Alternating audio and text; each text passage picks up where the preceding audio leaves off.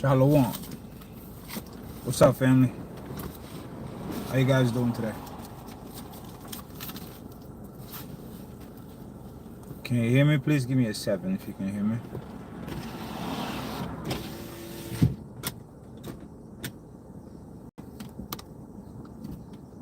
Smear in the way.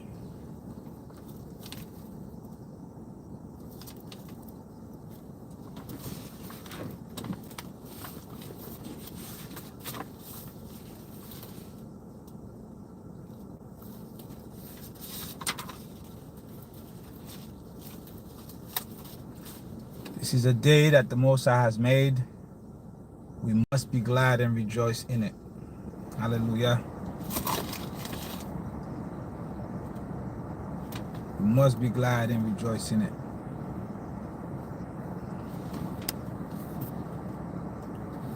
Shabbat Shalom.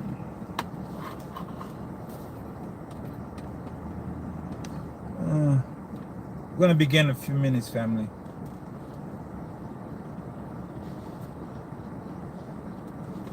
Look at my notes a little bit more.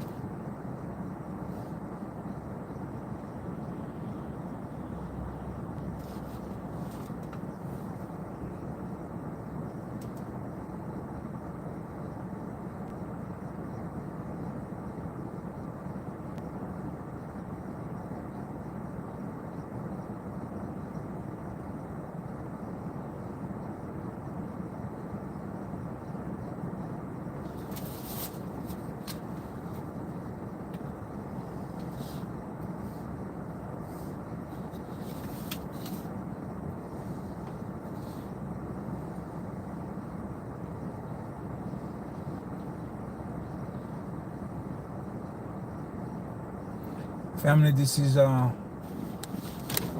gonna be very educational. Okay, different perspective on how to pray. This is nothing new for you, but I always strive to teach you something perhaps you have not heard. And with that understanding, you have something better, something else to amplify and to add to your prayer routine.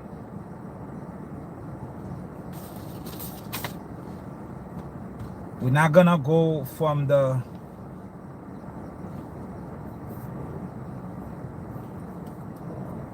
we're gonna approach this from a whole different perspective today. It is not the same usual form of pray like this, no.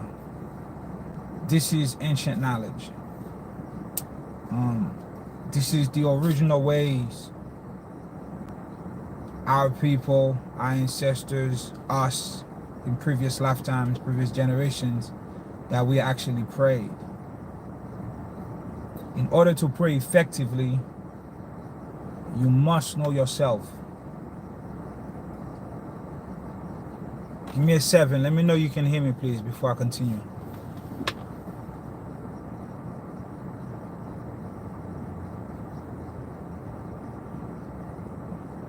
Thank you. Thank you, Starseed. Grant. What's up, my brother? In order for us to pray effectively, in order to see results through prayer, we have to be taught certain knowledge that we don't know. Okay? We don't know it in this lifetime. There was a time we knew it. There was a moment in our incarnation we knew certain things that we have returned here and we have forgotten. And there are certain things we just don't know. And we must be taught. Okay? Ultimately, the Most High says, I engrave my laws on your heart and on your mind. If you do the laws of the Supreme, which is the laws of nature, living in harmony with the surroundings, living in harmony, knowing that you are not subservient to them. We have the ability to master the environment, but we have not developed ourselves to do it. Because we have not developed ourselves to do it, we see ourselves as small and as little. You know, low self-esteem in nature.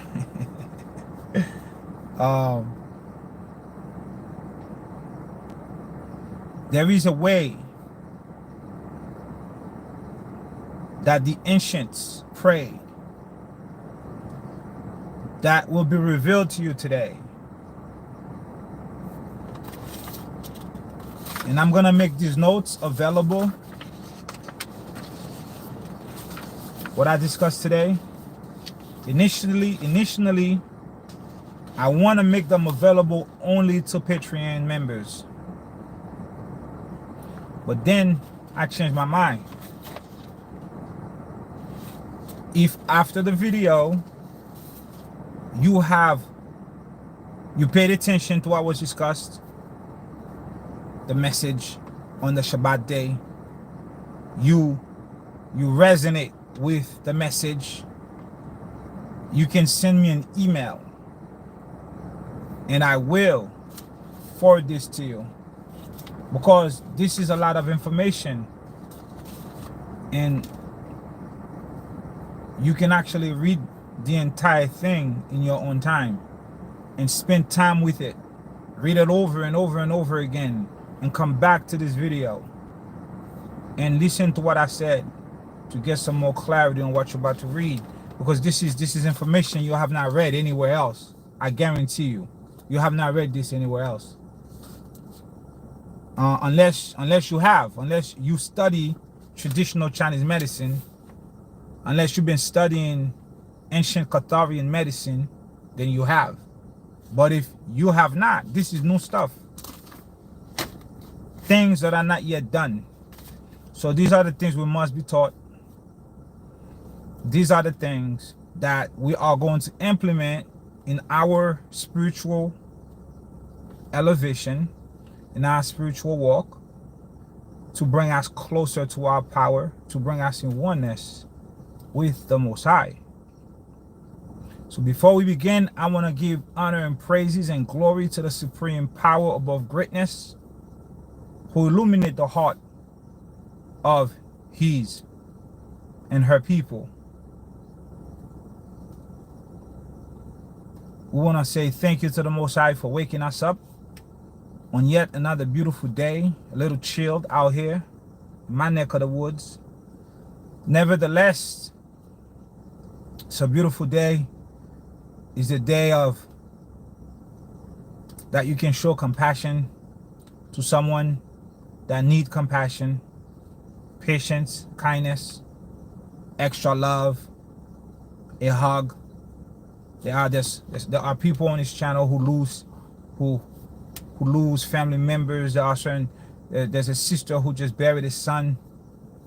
We send this sister massive positive energy and frequency, and may our cymatic frequencies from our voices resonate and elevate her spirit and give her strength as she goes through her time of grief. And grief is an emotion that is expressed by the lung organ.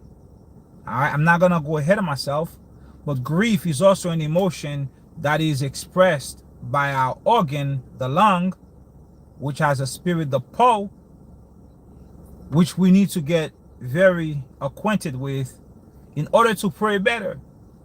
All right, we have returned here to do everything better, to elevate ourselves, to do it better. And that's the reason why this knowledge have returned to you. This knowledge has not come to me in peace, family. This knowledge has cost me a lot, not just in terms of money, all right, that's a given, but in terms of personal challenges, in terms of, how my life changed once I got into this field, once I got into this lane of study, once I started to acquire this new knowledge. It just happened. So honor the information. The people usually kill the messengers of Yah. Either you kill them literally or you kill them by your words. It usually happens. That's why the Most High keeps sending messengers back and forth, because his people, his people are a peculiar people. We do things very weird. We are loved by the Supreme, protected, and then we turn against him. Then we turn against his messengers. And then we misunderstand the messengers. We don't give them respect. We don't give them honor. We take them for granted. And just like that, bam, somebody get taken out. And then you left wondering, damn, what happened to the brother? He used to be here on YouTube. What happened to Abdullah? Abdullah's gone. You did not appreciate him. Yes, my brother. Yes. Yeah. Yeah, the sister just buried her son. It's very, very, very serious stuff. So, yeah, we send her peace from the angel of peace, from the Prince of Peace. Okay? So before I go into the lesson, we're going to read from my beautiful book. Once again, shout out to the brother who bought this book, Among Us. He sent this book to me about 3 years ago. And on this platform, I recorded the first video across the Hebrew platform from this book. It's an amazing book, the Third Testament. Thank you to the brother who sent it to me. Appreciate you. The most I put on him to share that information. And yeah, this has been a great tool of learning for us. So before I read from here, we're going to read from the Third Testament on page 164. And we're going to hear what the Most High say about prayer. And then we're going to go deeper. We're going to go higher. We're going to go into realms of many dimensions. We're going to hit certain levels. We're going to talk. All right. So over the past few weeks, I have been releasing information about the organs, even way before that. But one of the videos that I recorded to you guys, we discussed the different levels of the spirit, the 5 levels, the Ruach, the Nefesh, the Neshama, the Adam Kadmon, the Yekaida, and the 5 worlds, and the 5, we discussed all those things. This information falls into that, but this information goes deeper and deviates into how you can implement this information into your personal life to be in oneness with the Supreme, and to amplify your prayer life, and to actually truly understand what the Most High says. Come to me in spirit. Okay, come to me in spirit. Come to me in spirit, not in words, in spirit. You're really gonna understand what it means today, because you're gonna get a new understanding on coming to me in spirit. So from the Third Testament, page 164, we go to we'll start number 11 from the top. It says, "O my children of all faiths." Now see right there, Mosai is not speaking to just the Hebrews, the Christians, the Muslims. He's speaking to everybody. He says, "My children of all faith." Thank you, Sister Deborah. My children of all faith. The Most High is not discriminating. Remember, Abraham remarried with Keturah. Abraham, after Sarah's death, Keturah, who was the mother of Ishmael, had left the presence of Abraham, and the Most High had prospered Ishmael, and Keturah actually repented. She lived a righteous, chaste lifestyle. She was a chaste woman up until her old age. Upon the death of Sarah, Abraham remarried Keturah.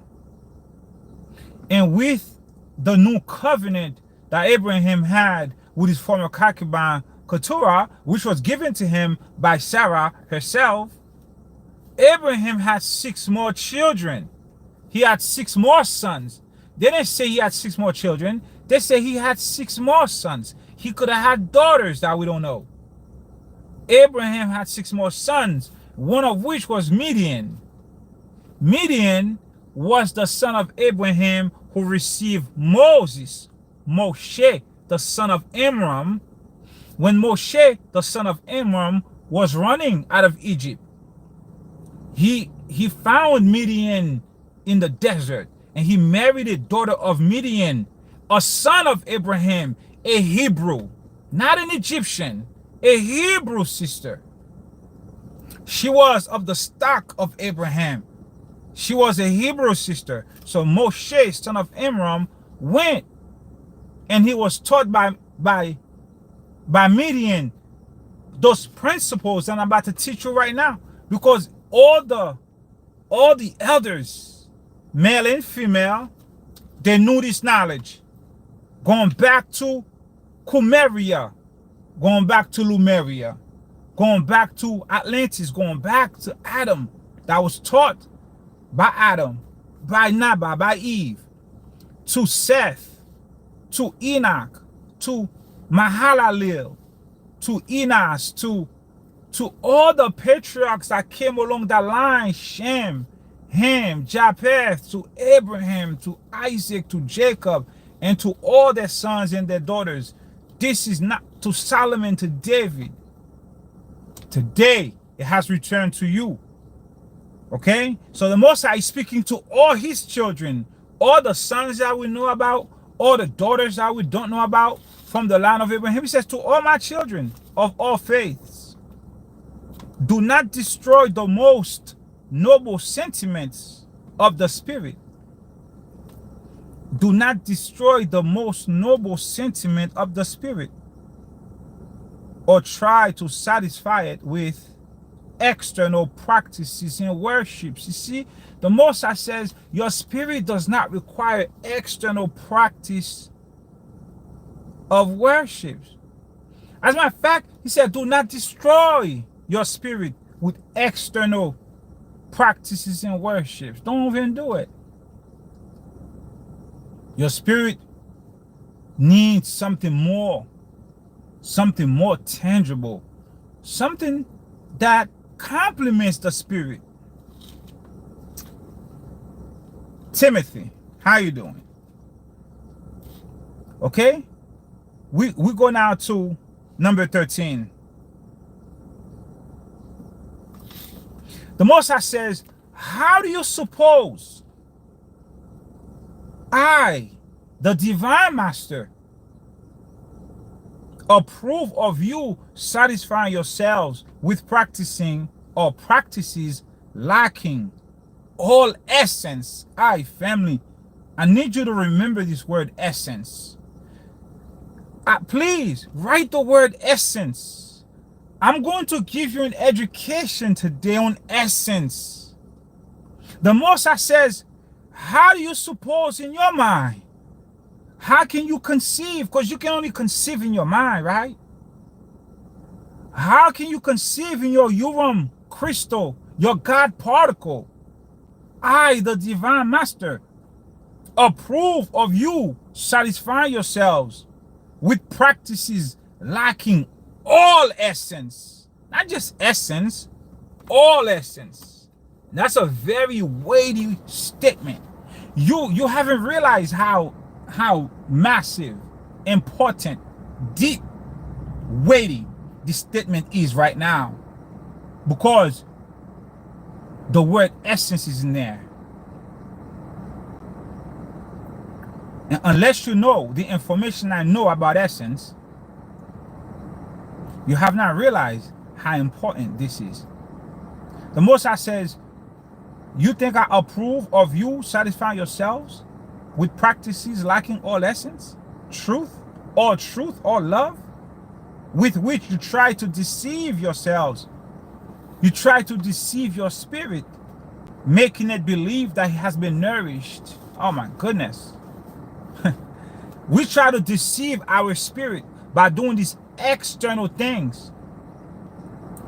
Trying to deceive our spirit, making our spirit think or believe that our spirit was nourished because we were singing and yelling and screaming and clapping our hands, doing see, let me tell you. Let me stay on topic because I can deviate too much. He says, do not try to deceive your spirit, making it believe that it has been nourished by doing all these things for show.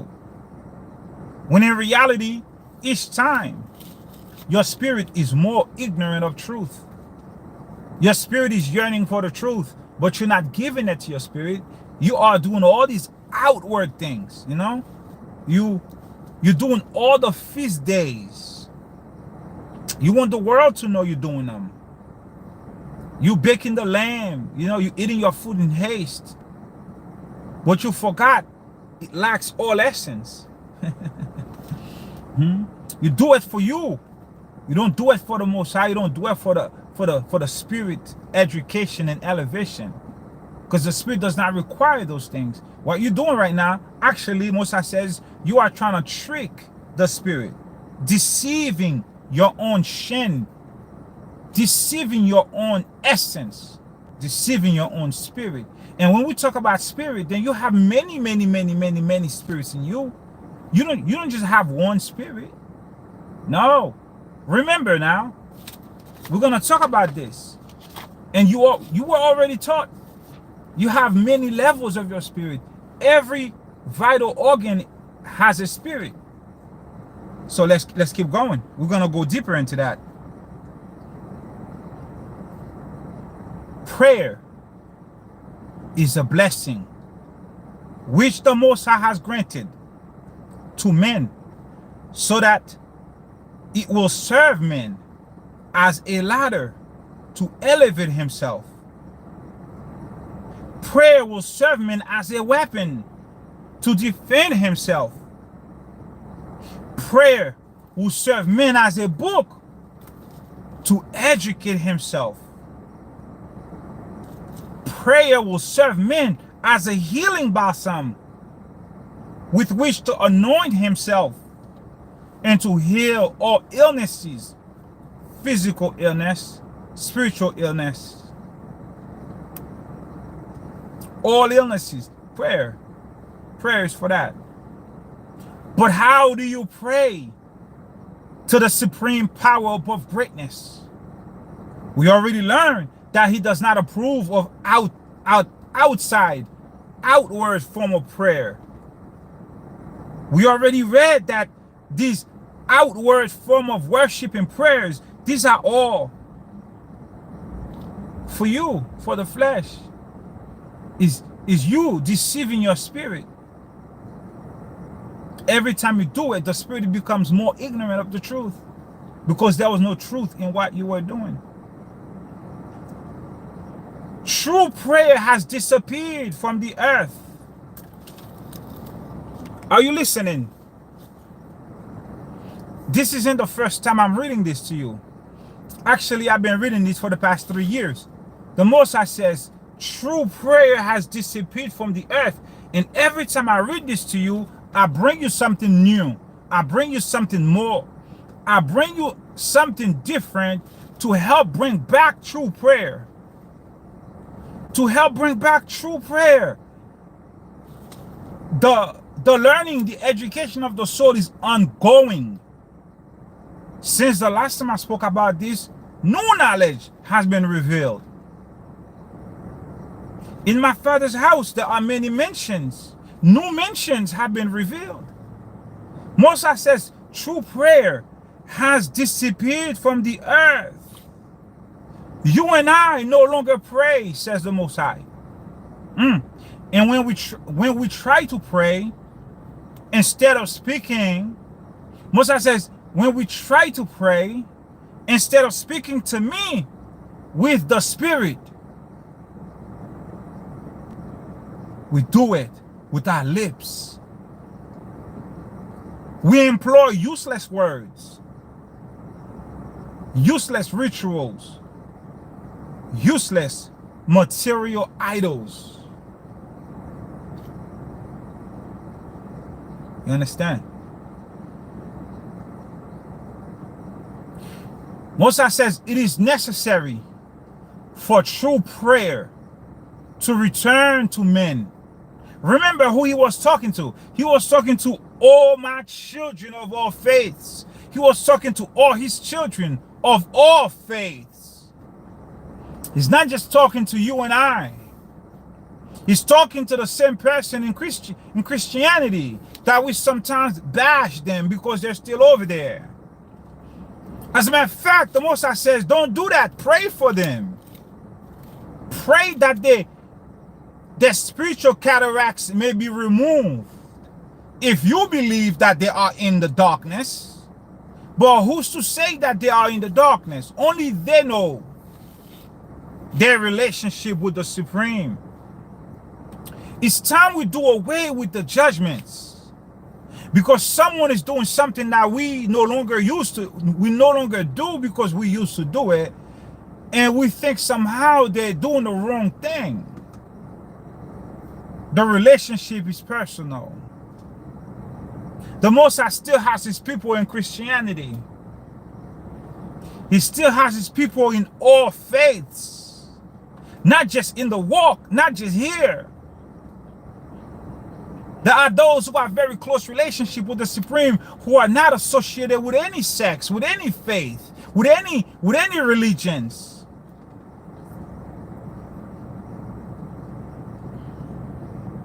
You gotta know thyself. It is necessary that true prayer return to men. Moses says, it is I, not me. The Most High says, it is I, the Most High, the supreme power above greatness, the Holy Mother, the supernal Ima. It is I who have come again. It is I who have returned to teach you how to pray true prayer.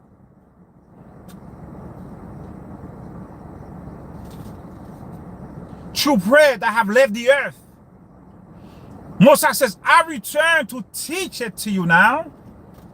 I may embody the vessel of Abdullah Seer. I may embody the vessel of someone else to speak to you. Because spirit needs a body.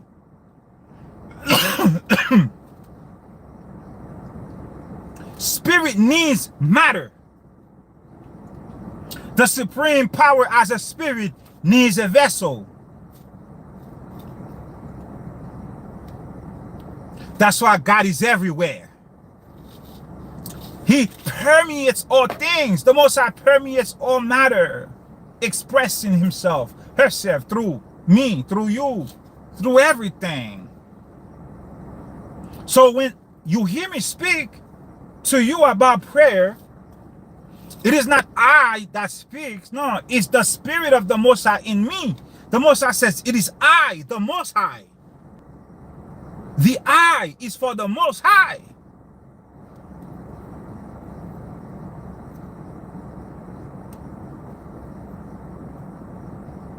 Most High said, I have returned to teach you true prayer. Now the Most High has given a command. Most High says, I have returned. Now he's going to give a command. So that when you hear the command, Do not confuse the command with the messenger, because the Most High already says it is the Most High. I, the Most High. Now here's the command. Because the Most High is using this vessel to speak to you, here is the command of the Most High. The Most High command me to teach you, my brothers, to teach my sisters how to pray. The Most High said, teach your brothers how to pray. Why? How can I teach you how to pray? Because I have been given the command, the authority. I have been given the resources. I have been given the mental capacity. I have been given the intellect. I have walked the walk. I have talked the talk. I have gone through the fire of affliction. I have gone through the fire, the condition. I have walked through it, come out of it praising the Most High. The Most High said, teach my brothers how to pray. Teach your sisters how to pray. Make them comprehend. Make them comprehend. They don't want to comprehend, but you got to make them comprehend. You understand? Make them comprehend. Make them comprehend. Are you willing to comprehend? Make them comprehend. Moses said, make them comprehend that it is their spirits which must communicate with their Creator. It is your spirit which must communicate with your Creator. Make them comprehend that it is their spirit which must communicate with their Creator. Your Creator is a spirit. Come to me in spirit and in truth. So you have to make them comprehend that. So Moses have given me some tools to help you comprehend how to come to the Most High in spirit,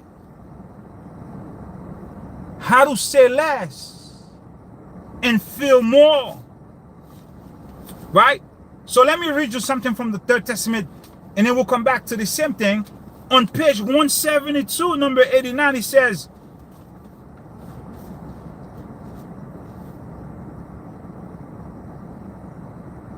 do not say it with your lips. Listen to this. The Most High says, do not say it with your lips. Rather, feel it with your heart. Do not say the prayer with your lips. Rather, feel the prayer with your heart. For saying is not feeling. And if you feel it, you do not need to say it. Did you catch that? Do not say the prayer with your lips. Feel it with your heart. Because saying it is not feeling it. Because if you feel it, you do not need to say it. So, when I was studying for the LSAT, we learned something called the mistaken negation. That's years ago. If A, then B. If not A, then not B. You see, if you just feel what you want to say, then you actually say it as you feel it. Because you feel it, you already said it. But if you just say it, you cannot feel it. So it's best that you feel it.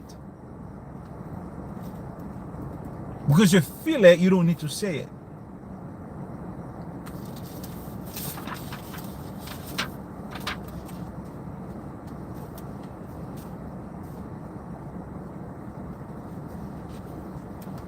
The Most High says furthermore, he says, do you think for a moment that it is necessary for me to see tears in your eyes to answer your prayers? Do you think it is necessary for me to see you crying, to see pain in your hearts, for me to have pity on you? No. Most High says, nah, that's not necessary. I don't need to see tears in your eyes and pain in your heart for me to have pity on you. He says, can you imagine these defects in the God you love?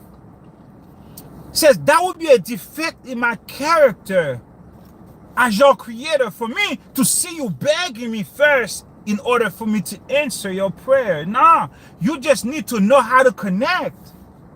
The poor man's prayer. The poor man go in spirit. You okay? Are you here with me, family? Are you following? Are you locked in? Tell me you here. Do you understand thus far? The ground has been tilled. The preparation, the foundation has been laid. The Most High is showing you how to come to his and her presence in prayer. And the command has been given to teach you how to pray. Furthermore, it says to make you understand how to pray. Make you comprehend that it is your spirit which must communicate with the Supreme. It is your spirit, not your mouth, not your lips. Furthermore, the Most High says, look, if you say it, you cannot feel it. Saying it is not feeling it. Because if you feel it, you don't need to say it. So we're here. Okay, cool. Furthermore, on page 165, number 21, the Most High says, leave the earth for a moment. Leave the earth for a few moments today and come to me in spirit. Leave the earth for a few moments today and come to me in spirit. This is what your power is telling you to do. To leave the earth for a moment today and come unto the presence of the supreme power above greatness in spirit. Family, question. Would you be so kind to leave the earth for a moment today and come to the Most High in spirit? Would this be possible?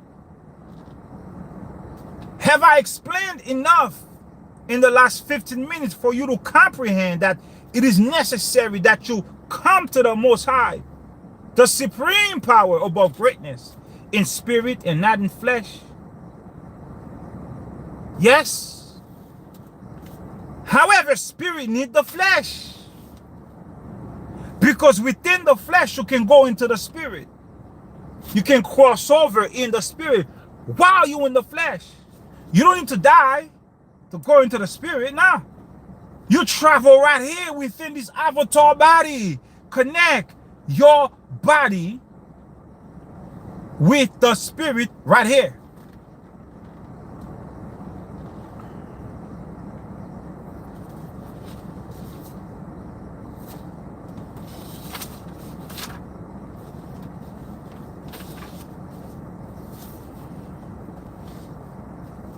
Moses says now,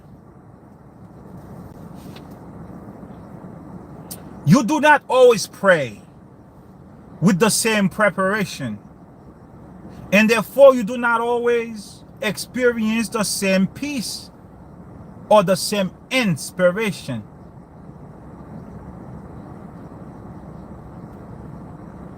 How could you expect to receive my messages in the same form? You should educate your minds. Are you listening?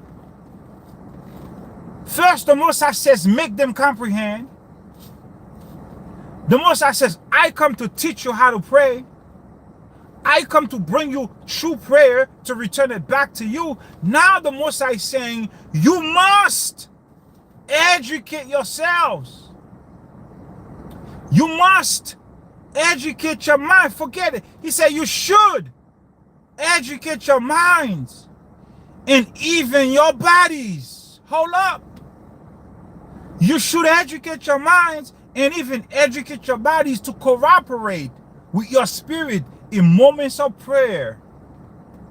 How can you educate your mind? How can you educate your body if you don't have the education of the body?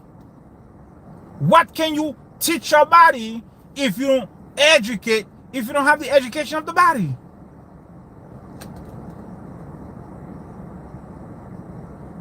Moses says, the spirit is always willing to communicate with me, but it requires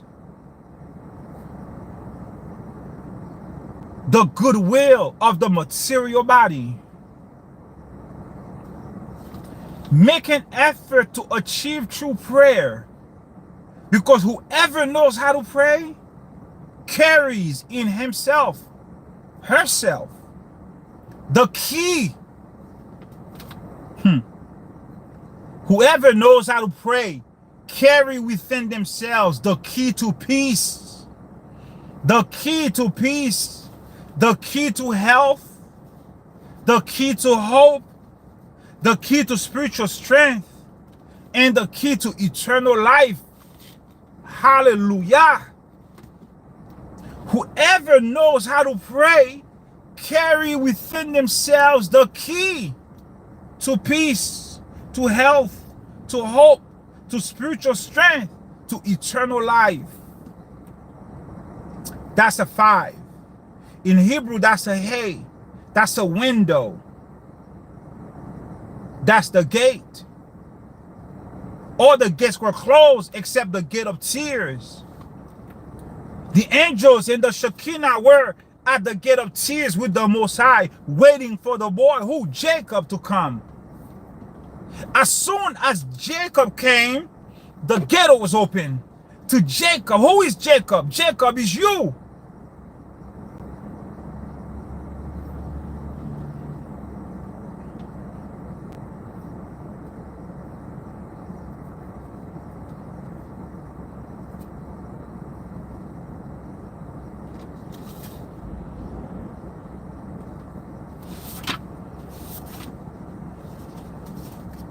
Are you here? So far, so good?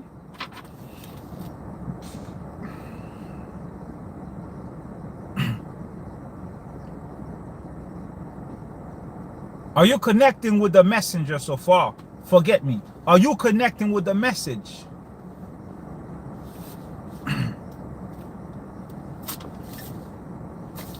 Because we're going to go here.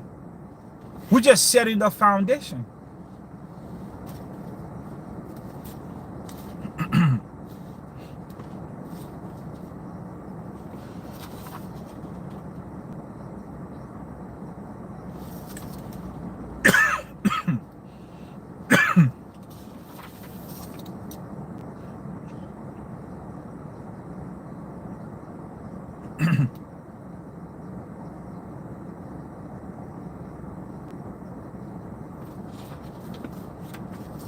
Moses says, I know your sadness, your bitterness, your hurt.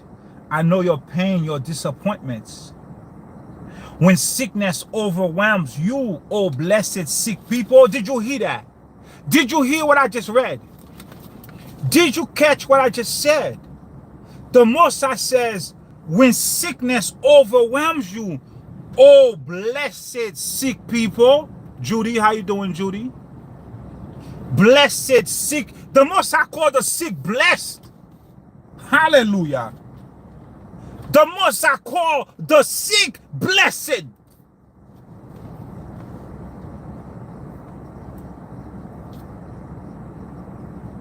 You think because you got sick, you're not blessed. The sickness may have saved your life. Oh, blessed sick people, do not despair. Your spirit is not ailing. Your spirit is not sick.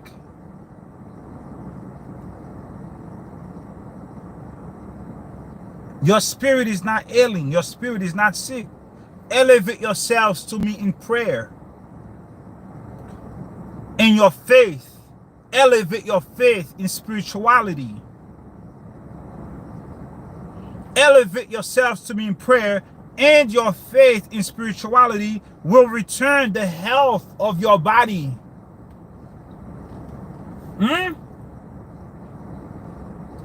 How many of you remember the story I told you back in 2017 when I had first gotten into my spiritual journey with the Most High? I was in Brooklyn, New York, Flatbush to be exact. I was going to church every Sunday, going to prayer night every Tuesday. And I was reading my Bible, eating it up. I was reading Apocrypha, eating it up. I was reading the Cobran, eating it up. I was praying, I was fasting. And then one day I was working, and I went to lunch. And I noticed a woman walking down the block with a can in her hand, hunched over. And I heard in my ears, very clearly, very loudly, I heard, "Go pray for my child."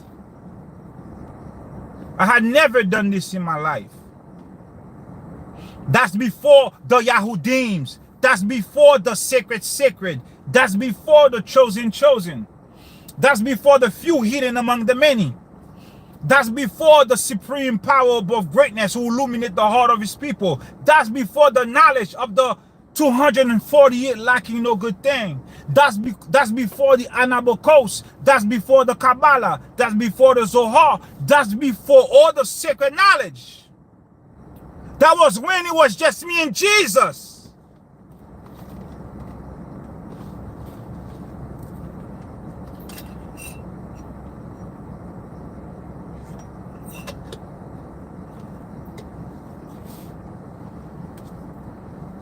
That was just me and my commitment to the truth and my consistency with my Creator,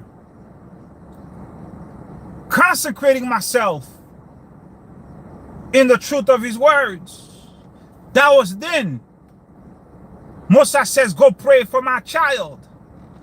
And I forthwith immediately walked up to the girl.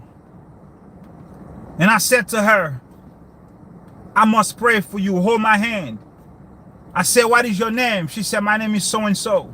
I said, "What's going on with you?" She says, "I have MS." I said, "Okay, hold my hand." I said, "Repeat after me." She held my hand. And I says, "Most High, here is your child. Heal her body." That's all I said. That's it. That's all I said. I held her, closed my eyes. I said, "Most High, here is your child. Heal her body." And I let her go. And I walked away. She walked away. Are you here with me? Are you here with me? And then within like 15 seconds top, she came back running to me, screaming in the street, "I'm healed. I'm healed. I'm healed." She broke the cane, jumping up and down on Flatbush, Brooklyn. Broke the cane, jumping up and down, screaming, "I'm healed. Oh my God, I'm healed." And then she's running towards me now. Talk about I'm healed, grabbing on me. And people are looking at me like, who the hell is this guy? Why she's telling him I'm healed? I said 3 words. Here's your child. Heal her body. 6 words. That's all I said. But I said it with faith and power, knowing that what was told to me would come to pass. The Most High will not be mocked. The Most High says, "Pray for my child." I went and I prayed for his child. I was a conduit to her healing. She broke the cane and yelling and screaming, "I'm healed." Now everybody's surrounding me, talk about, "Oh my God, are you a prayer warrior? Pray for my son, pray for my daughter, pray for my marriage. My son is locked up. My daughter, my mom, my dad, they're sick. Can you pray for?" Giving me their numbers, telling me to pray. I walked off. I got a little overwhelmed with everybody. I just walked backwards and I just left the area. The Most High demonstrated his power in prayer to me back in 2017 before I knew anything about YouTube.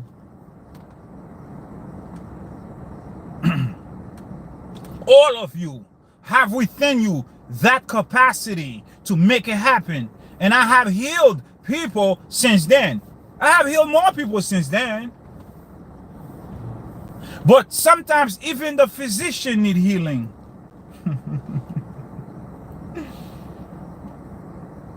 That's how it goes, isn't it?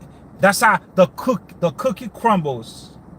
The physician sometimes need healing. Even though the Most High physician, the Most High says, physician, heal thyself. Sometimes the physician needs healing from the assembly. The physician needs healing from another physician. You understand?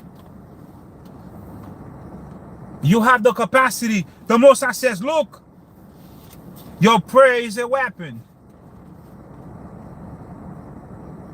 Let your prayer be formed by your intentions.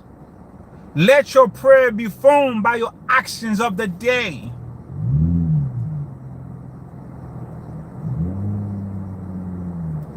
Let your prayer be formed by your consciousness, by your intentions.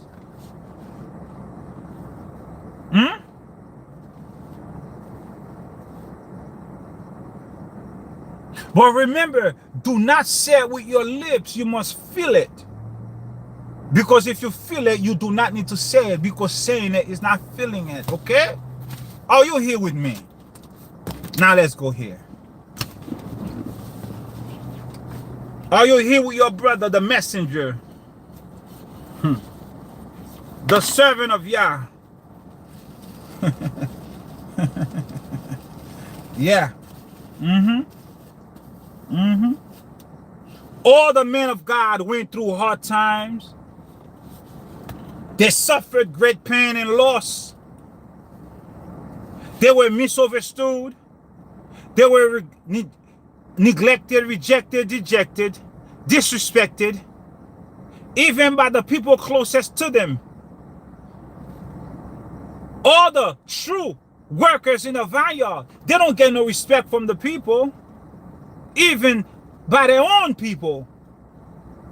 Unappreciated, all of it. Nevertheless, the work must go on. Because many are called, few are chosen. Many choose not to come. Those that came are the few that have chosen to come. Since you have chosen to come, then you sign up for whatever comes with the coming.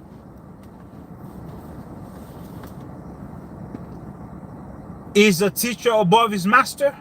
If they did it to Yeshua, they can surely do it to me.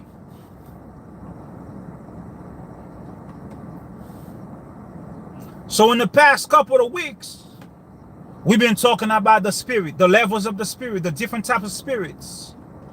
I have taught you that you have 5 vital organs: the heart, the lung, the liver, the kidney, the spleen. The heart is the monarch. The heart is the empress. The heart is a feminine, has a feminine essence. The heart sits at the head of this table. None of the other organs, the liver, the lung, the spleen, the kidney, feel the emotions. None of them can generate emotions. Only the heart can generate emotions. The lung, the spleen, the liver, kidney express the emotion of the heart. The lung has the emotion of grief. All the organs have an emotion. The spleen has worry. The kidney has fear. The heart has joy.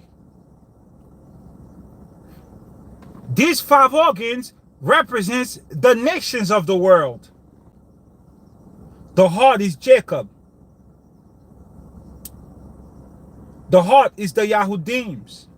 According to the Zohar, none of the nations can feel emotions. They don't have the capacity to feel emotions, which lines up with traditional Chinese or ancient Osiris medicine, because in the body, only the heart can feel emotions. So the Zohar says the nations are goyams. They don't feel emotions, only the heart. Because they only express what the heart feels. Nothing generates from them. They receive all their commands from the heart, which is Jacob in the body. The liver represents Esau. In the body, Esau is the liver. The liver houses, the liver holds the blood. The liver cleans the blood. The liver manages the blood at night when you sleep between the hours of 1 a.m. and 3 a.m. The liver has a spirit. We're going to talk about it today. The lung has a spirit. It's called Po. We talked about Po last time. The Po receives what's called the great chi. What you will call the air, the prana. It's called the chi. The great chi comes through the lung, nourishes the skin, nourishes the sinews, nourishes the blood. The blood is oxygen. The spleen receives what's the spleen in the stomach, because the spleen is the pet organ. The spleen has a spirit. We're going to talk about it today. And this is how you're going to learn the next mention of prayer. You're going to learn how to pray in spirit. But what spirit? The spirit of your organs. The Most High says, come to me in spirit and in truth. But which spirit? They are already in you. All 5 of the spirits of the organs that are in you, being managed by the heart. The heart houses the SHEN, the Empress. Are you understanding what I'm saying to you? Come to me in spirit. Get to know your body. There are spirits in you. Every organ has a spirit. Every organ expresses an emotion. So if you're dealing with, like the sister who's dealing with a grief, the sister is dealing with a loss of her son. That means her lung channel, which receives the great chi, the chi, you could say the Holy Spirit chi, the angel of air, her lung meridian is affected. Because the lung channel has a spirit. The spirit's called Po, which is your skin. Po. There's way more to Po than skin. All Po wants to do is live. All Po wants to do is breathe. If there's no oxygen, Po dies. That's why if you stop breathing, you're dead. Po expresses grief. So she's crying right now. She's expressing the emotion of grief. Her lung channel needs healing. But her healing is going to come through the great chi, which the lung receives. Together with the spirit in the lung Po, she can go to the Most High in spirit of the Po. Are you here with me? She can go to the Most High in spirit and in truth. Most High, I'm grieving. Because you're grieving, your lung is affected. Po is affected because the Po expresses grief. At the same time, your SHEN is affected. Why? Because the grief didn't come from Po. The grief didn't come from the lung. The grief came from the heart. But the heart delegated that to the lung. He said, you go ahead and express that for me real quick. No, I have the whole body to maintain. You go ahead and express grief. Hey, lung, grief belongs to you. Go express that in your best ability. Come to me, Moses says, in spirit of the pole. Come to me. Come to me in spirit. How?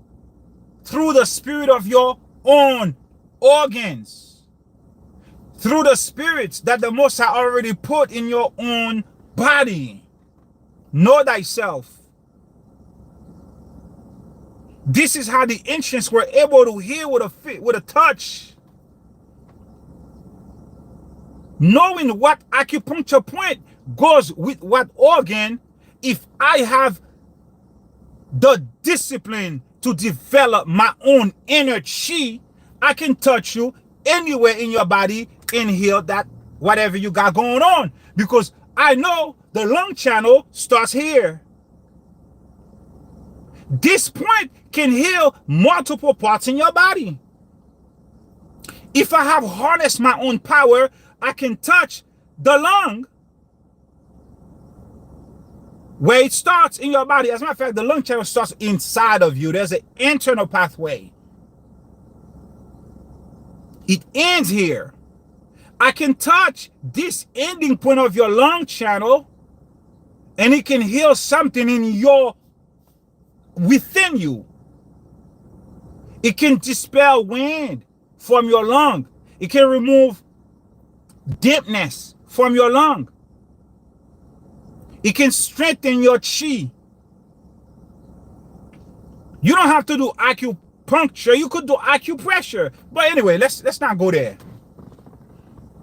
But are you overstating the concept of going to the presence of the Most High in spirit? But which spirit? Not the Holy Spirit. That's already in you. No, we're talking about the spirit the Most High already placed within your own body organs. Because every one of them express an emotion. Every one of them, based on the health of that organ, will either work for you or work against you. Because the body works as one. No man is an island. No organ works by itself. Every organ is a paired organ. Every organ has another organ that it works with.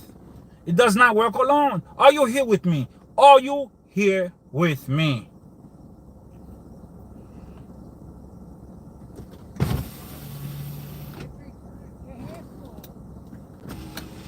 Give me a 7. Let me know you locked in. Let me know if you are understanding what I'm saying here. Because I don't want to keep going if you don't understand it.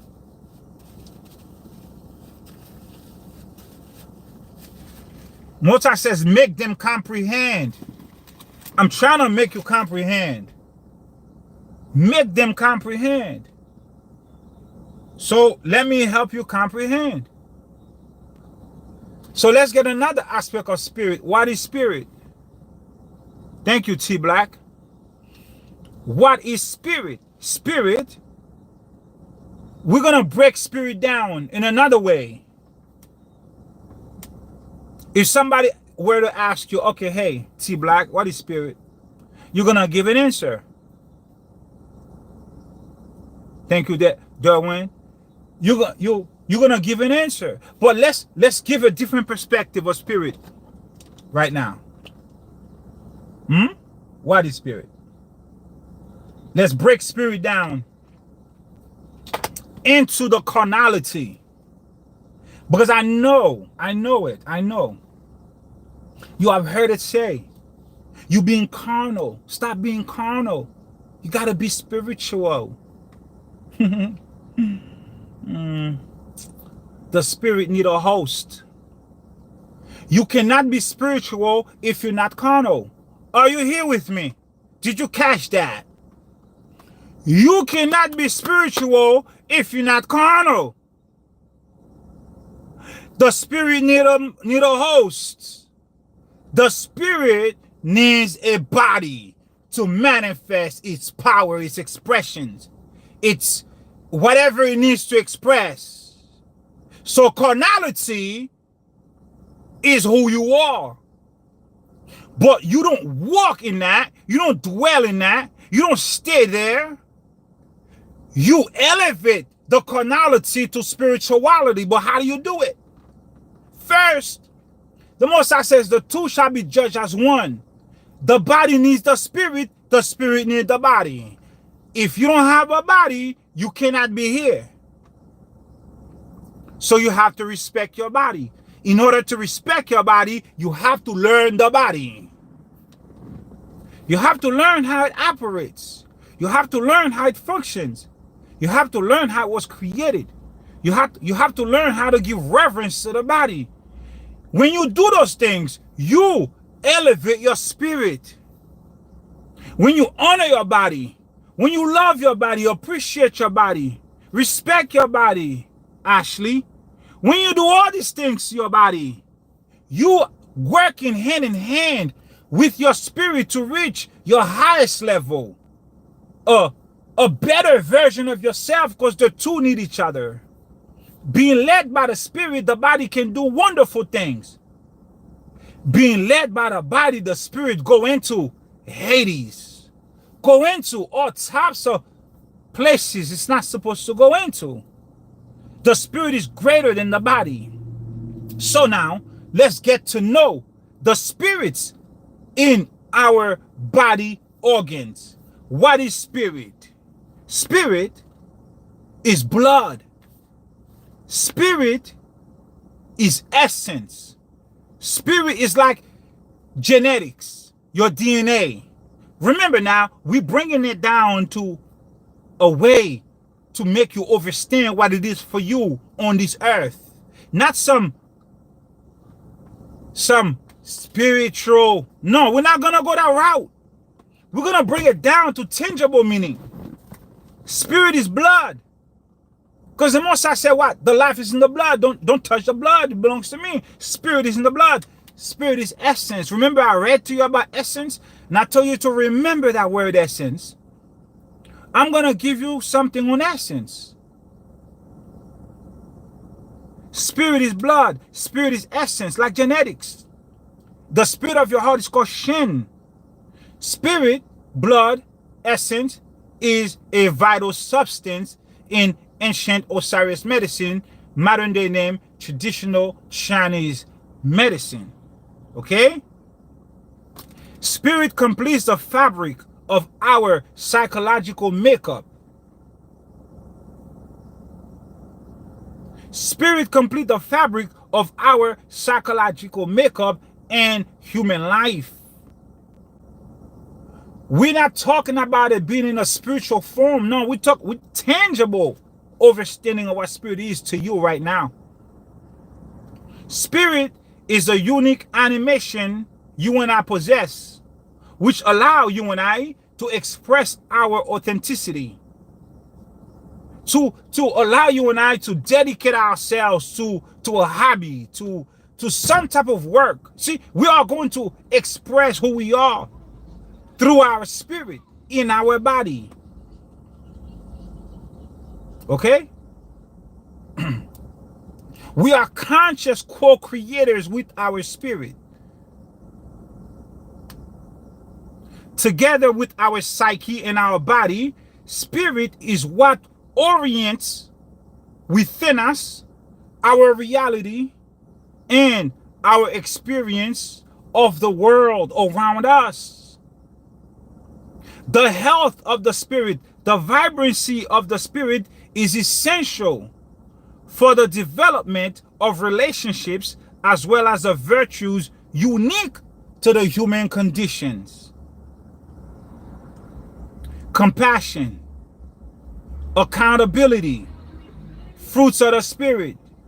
Your spirit, your SHEN, is responsible for your wisdom, for your morality, your courage, etc., etc. All these things come by way of your spirit. All these things that you need in your life, that you operate in all the time, they come by way of your vital substance, the spirit, which is made up of your blood, your fluids in your body. If we want to put it simply, spirit determines how we show up in the world. You know how somebody walk in, be like, you could feel that person's spirit. That person just walked in, you could feel their presence. Well, it has to do with how well all your vital organs are working together as one to make sure that your spirit, your SHEN is strong. But remember now, it is a team because every organ has their own spirit. Spirit determines how we show up in the world, connect with others, navigate all the experiences that life has to offer. On the material end, okay, spirit can be seen as it's a makeup. Blood, body, fluids, all of that make up your spirit. Okay? On the far end of the meaning spirit, you left with what you call your soul. The spirit is the most ethereal expression of energy. The spirit is the most ethereal expression of energy, an extension of an organ's chi. It is the most ethereal expression of energy and an extension of an organ, meaning that the organ has different things that it expresses. The organ can express health. The organ can express sickness. The organ can express joy. The organ can express sadness. The organ can express worry. The organ can express reassurance. The organ can also express spirit. With that understanding of spirit being the vital substances, your blood, your excreta, your wisdom, your thoughts, your consciousness, with that understanding, take that with you to your prayer closet, quote unquote, and go to the Most High Spirit. But let's go further, because every organ I mentioned has a spirit. Let's get to know the organ and the spirit, so that you could go to the Most High in the spirit of that organ. Maybe you're dealing with worry. If you are dealing with worry, maybe your spleen needs attention, because the spleen expresses worrisome. The spleen is your earth. Your earth is your center. If your earth or your center is not centered, is not grounded, you got big problems. But let me not go ahead of myself. Let's go. So I'm going to mention it to you. 5 organs, 5 spirits. The heart beholds the SHEN. Number 1, the heart beholds the SHEN. The lungs contains the Po, P-O. The liver contains the Hun, H-U-N. The spleens grounds the Ye, Y-I. The kidneys are the keepers of the Z, Z-H-I. 5 organs, 5 spirits. The SHEN, the Po, the Hun, the Yi, the Z, or the Z. 5 spirit. Okay? So let's go. Number 1, we talk about SHEN. SHEN is the spirit of the mind. SHEN is the spirit of the mind. It represents our consciousness. It is the basis of our humanity. It is a source from which all other spirits emerge. Did you get that? Because the SHEN is the heart. From the SHEN, from the heart, all the other spirits come from. That's what I told you. Every organ has a spirit, but they all express what the heart feels. They themselves don't feel anything. Just like in the body, the heart is Jacob. In the world, Jacob is always being trampled over. Jacob is always being abused. Jacob is always being forgotten. Jacob's land is always being taken from Jacob. Jacob is always, they always take advantage of Jacob. Jacob has a lot of soul. Jacob has soul food. Jacob has soul music. Jacob is a big old soul. Jacob can feel all types of emotions. And you can see Jacob does not do to the other nations what the other nations do to Jacob. You see that right there? The nations have taken the wealth of Jacob and they express joy of Jacob. They express sadness of Jacob. They express the happiness of Jacob. The Most High says, I'm going to make you jealous with another nation. Why? Because you refuse to obey my law, to live according to the principles of laws of nature.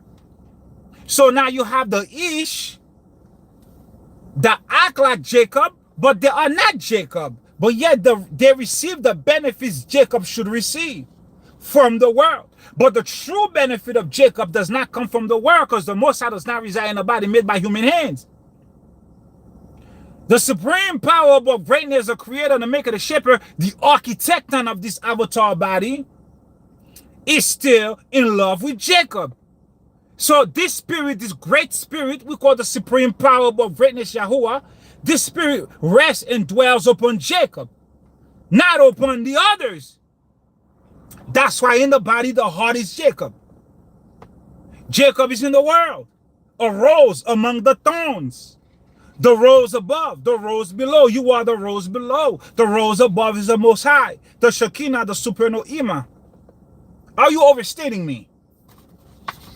So, what is your above body? Your above body is your Adam Kadmon body, your body of light. So, as you are connecting with your Po, with your Hun, with your Yi, with your Z, you also have the Adam Kadmon body, who also has all these 5 spirits within itself. But these are the higher levels of your lower level 5 spirits. Come to me in spirit and pray to me. Connect this body, connect this meridian lines body with the oxytonal lines body, the higher Adam Kadmon body, by breath work, by meditation, by Tai Chi, by Qigong, by sitting in silence, by speaking to the Most High with your mind. In your spirit, don't say it, feel it, because if you feel it, you don't need to say it. Connect with the higher body of light through meditation, deep meditation, high-level meditation, high-level breath work. Connect with your higher body. Go to the Most High's presence with all your spirits. Are you overstanding me? Are you here with me? I know. This is a different class. I know. This is a different type of message. This is not your regular same old. I know. This is new message. Moses says, look. I come to give you a brand new, a higher and a better covenant. Love God and learn to do his will. Don't fear God, reverence God. Don't fear the supreme, show deep respect. This is another level of gnosis that you must know. Make them comprehend. So let's go, let's comprehend. Okay, let's comprehend. Remember now, in the body, the SHEN is ruled by the heart. In Chinese medicine, in ancient Catharian medicine, in ancient Kumeria or Lumeria, but there's another name for it. In the most ancient time we can think of, okay, the SHEN is the origin of mental life. Okay, that's why it's called the monarch. The SHEN is referred to as the heart mind. Heart mind. You know, the heart mind. That's why they say the mind or the heart has a mind of its own. The heart has a mind of its own because the heart has a SHEN. So if it has a SHEN, it has a mind. The heart mind. Because seeing those, the heart also states that the heart can cry, the heart can laugh, all of that. Yes, it's true. You know it now. Now you know it to be true because every organ expresses an emotion of the heart. Okay, let's go. The SHEN also is good for clear thinking. consciousness, sharp insight, good intellect, self-awareness, a strong sense of self, a strong sense of who you are. The SHEN also is allow you to get good sleep. You understand? Let's keep going. What happens if your SHEN is disturbed? We've been talking about all the good things of the SHEN. Now, what happens if your SHEN is disturbed? If your SHEN is disturbed, the heart is affected. If you're going through a relationship problem, your SHEN is disturbed. Anything involving someone else is about relation. Your SHEN is disturbed. If your SHEN is disturbed, your heart is affected. If your heart is affected, you're going to develop certain kind of pathogens or certain type of ailments. Are you here with me? This is us learning who we are as a divine diaspora, because we were created by the architecton, the grand architect of the universes. We were created in the image and the likeness of the supreme power. We were not taught the education of this body. We were not taught how to really love this body, how to take care of this body the proper way. We were not even taught the correct body parts. We were taught that we have body parts that don't serve no purpose. Vestigial organs. Are you here with me? Give me a 7. Let me know you locked in. This is the ancient knowledge of your body. You learn who you are the proper way. You can pray better and get results. Why? Because you're always gonna go in spirit. Once you figure this mystery, you're only gonna go in spirit from now on. You don't have to say a word anymore. You could go to the Most High in the spirit of your lung, of your liver, of your kidney, of your spleen, of your heart, or you could go in all 5 of them. Because whatever you're feeling right now is attached to an organ. And that organ expresses its own attributes. So what happens when your SHEN is disturbed? The heart is affected. You have cloudy consciousness, poor insight, inappropriate erratic behavior, or speech tendencies. You have socially awkward interactions. That's what happens when your SHEN is disturbed. When your heart is affected, you can develop low self-esteem, difficulty expressing yourself, hypervigilance and paranoia, poor self-awareness. You can have a hard time relating to others. Or, you know how you're talking to people, you can't even make eye contact? That means your SHEN is disturbed. You don't feel like you have the capacity to maintain eye contact with somebody and look at them straight in the face. I will stare you down. You're gonna have to look away, because if I'm talking to you, you're talking to me, I'm not gonna like put my eye down. No. Some people cannot maintain eye contact in a conversation. That means their SHEN is not strong. The inability to maintain eye contact in conversation. If your SHEN is disturbed, you may develop little capacity for compassion. That means you don't have the capacity to develop the fruits of the spirit. What spirit? The spirit of your heart, the spirit of your lung, the spirit of your liver, the spirit of your kidney, the spirit of your spleen. Now you know better. It's not just the fruits of the Holy Spirit. It's the spirit of your own internal organs. Are you here? Moment of silence for that. It is not just the Holy Spirit, it is also the spirits of your own internal body organs.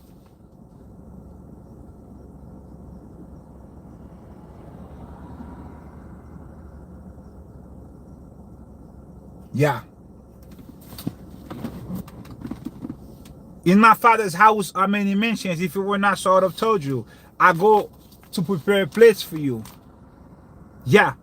What mention you want to be on today? Let's go. Next mention.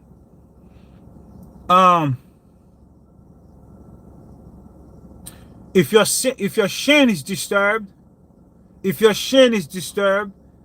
you will develop, as I just said, a lack of compassion, empathy, irrational thoughts, phobias, imbalances, emotional imbalances, disconnected with reality, panic. You know, this is what happens with psychosis. The person's SHEN is disturbed to the point of no return. You understand? Tudy Smith. The person's SHEN is disturbed to a point where now it is taxating.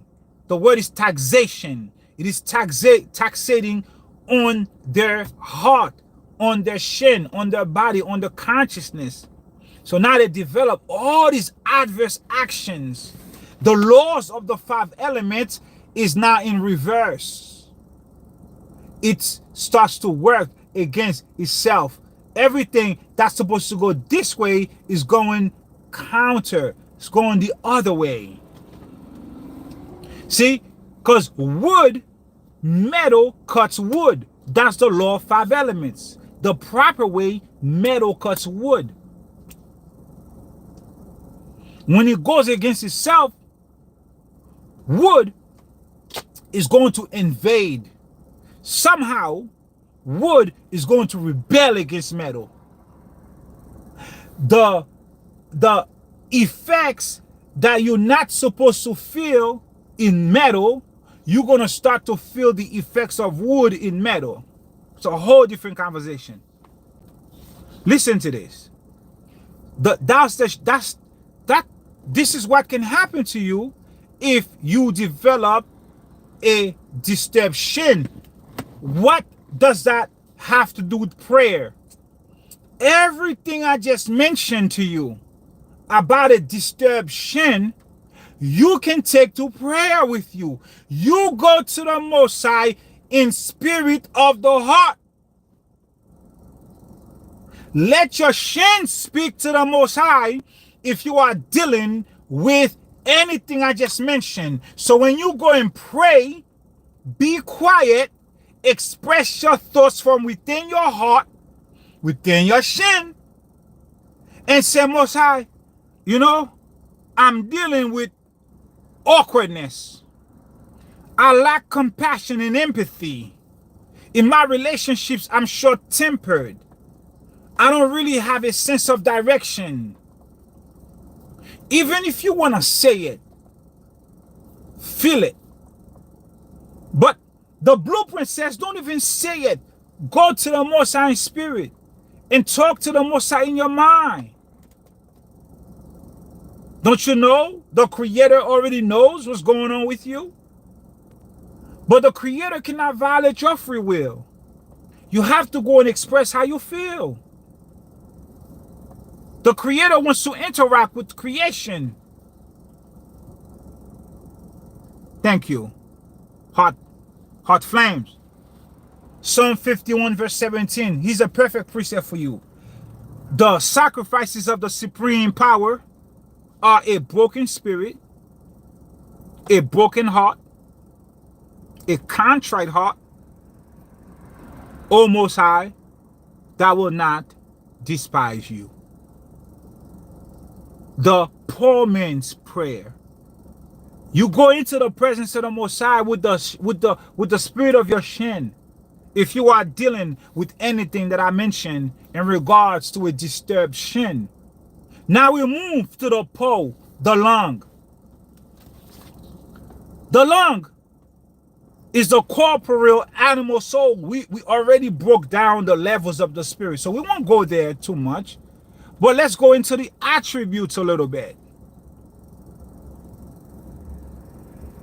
The Po, once again, is the spirit mind stored by the lung or the lungs.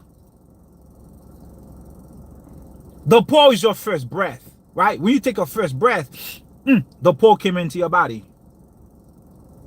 And when you take your last breath, the Po leaves too.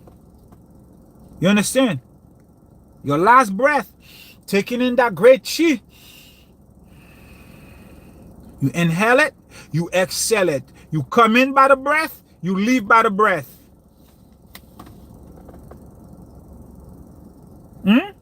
Remember I told you the Po, the only thing the Po wants to do is live, moment to moment. Anything compromises your lung, your breathing, your oxygen, it's going to cause you to die. If your lung is compromised, if your oxygen is compromised, if you get into a car accident and it affects your body in a way that is too much for the Po to withstand, unfortunately, you might lose your life. Because the Po thrives in moment to moment. You hold your breath for too long, you pass out. That's the Po. The Po must be expressed. The Po is moment to moment, second to second, minute to minute, hour per hour. The Po wants to live. The Po wants to be free. The Po wants to express itself. The Po, the skin is the Po. That's Creole for Po. But that's also ancient Catharian medicine, ancient Chinese, ancient Khmer, ancient Osiris medicine. The Po wants to be. You stop the Po, you out of here. That's how to view the Po. Okay? Your instincts, your impulses, your knee-jerk reactions, that's the Po. That's the Po. When you have a balanced Po, what happens? Po supports your ability to stay connected to the present moment. Yeah, you're going to shock. Absolutely. Po supports your ability to stay connected in the present because Po wants to be right here, right now.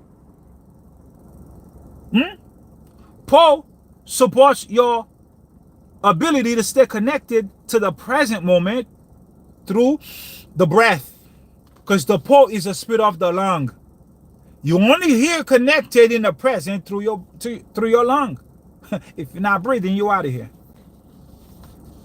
Okay? All right. So let's go. When Po is strong, it is associated with assertiveness, fairness, well-balanced person, clear, strong voice person, able to breathe well, to act with virtue, to act with justice, because all these things will affect the current moment. Justice will affect you right now. You understand? That's when the Po is balanced. What happened when you have a weakness in your Po? What happened when the Po is imbalanced? Remember now, the Po is in the lung. If the Po is imbalanced, is weak, if you have a weakness in your Po, you will develop all types of lung issues. So let's go. When there is a weakness of the Po, we might see lingering or unresolved grief, lifeless voice. Remember, the Po expresses grief. When you have a good cry, that water was generated by your lung.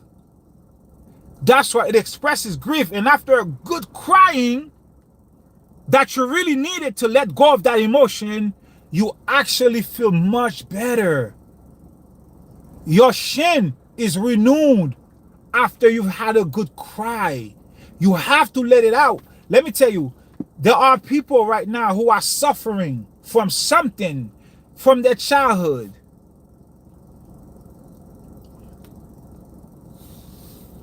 If that person do quote-unquote shadow work, there are other names for it. I don't want to say the other names. Let's just stay with the name you know.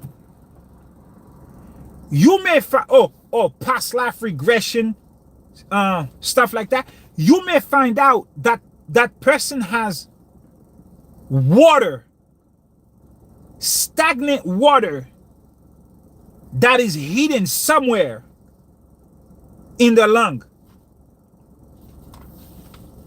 And a good crying session will release that water. With the release of the water, the emotion that has held you back comes out too. It's deeper than that, okay, family?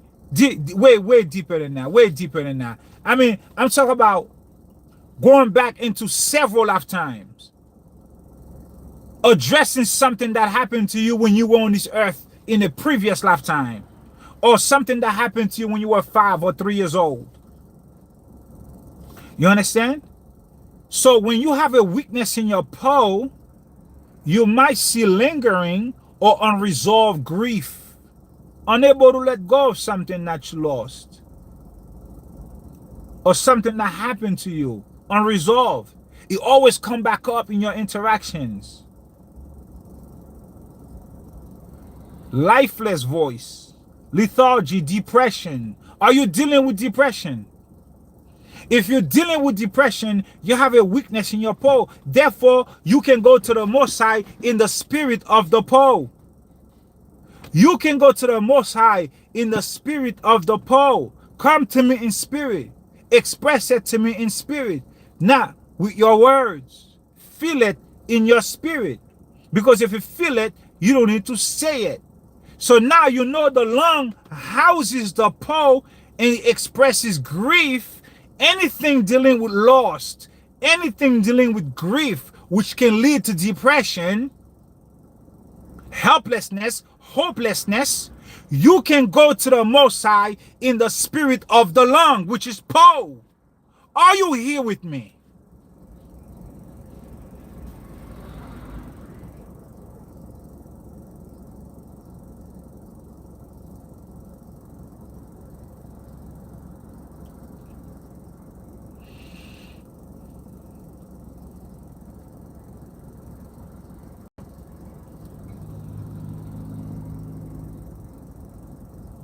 According to the Zohar, hot flames, if it were not for the lungs blowing cool air to the heart daily, the heat that is generated from the heart will burn the whole world, meaning your whole body, because your body is your world. The heart generates a lot of heat. It's cooled off by the wings of the lung. The lung is the most delicate organ in your body, as I have said to you many times. Yet, the element that expresses the lung is metal. This is why you say you have iron lungs. Even though it is the most delicate, it is one of the most resilient. The element metal. I shared a little book with you, and I said to you, buy that book. Within that book, every element is broken down. You can learn all the attributes, a lot of them. I'm not going to say all, because there are 10,000 possibilities. A good chunk, a good amount of each element that is associated with each organ in that little book. Get to know your body. Get to know your organs. When you get to know your body and your organs, you can make better decisions in terms of relations, in terms of choices, because you know the laws of the 5 elements. You know that metal cuts wood, then you may not want to be with a metal person if you are a wood person.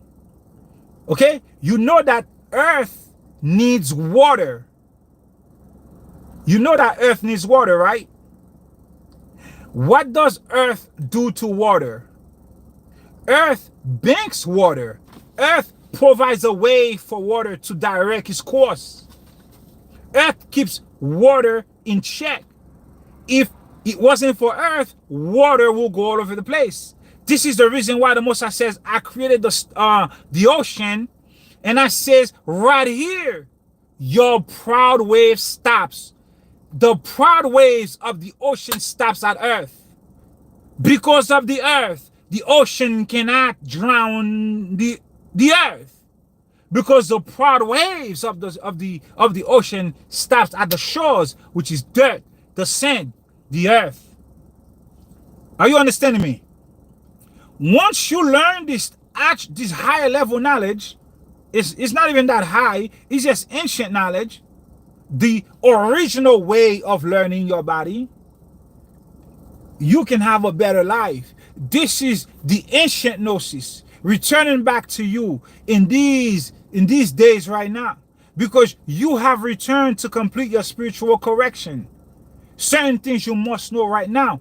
So out with the old way of worshiping God, out with the old hysterical show we've been doing. Moses says, forget all that. Make it simple. Say less.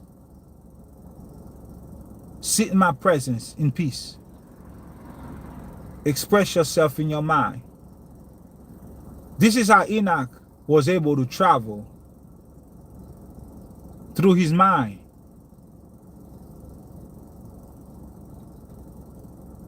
Through his mind. The prophets received visions while meditating in the mind. Are you here with me?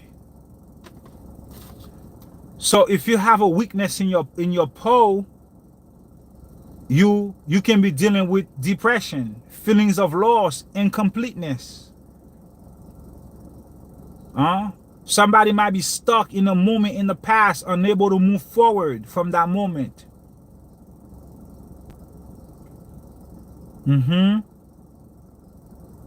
You, as I just said, you might also develop chronic respiratory issues like frequent cold, long-standing cold, asthma.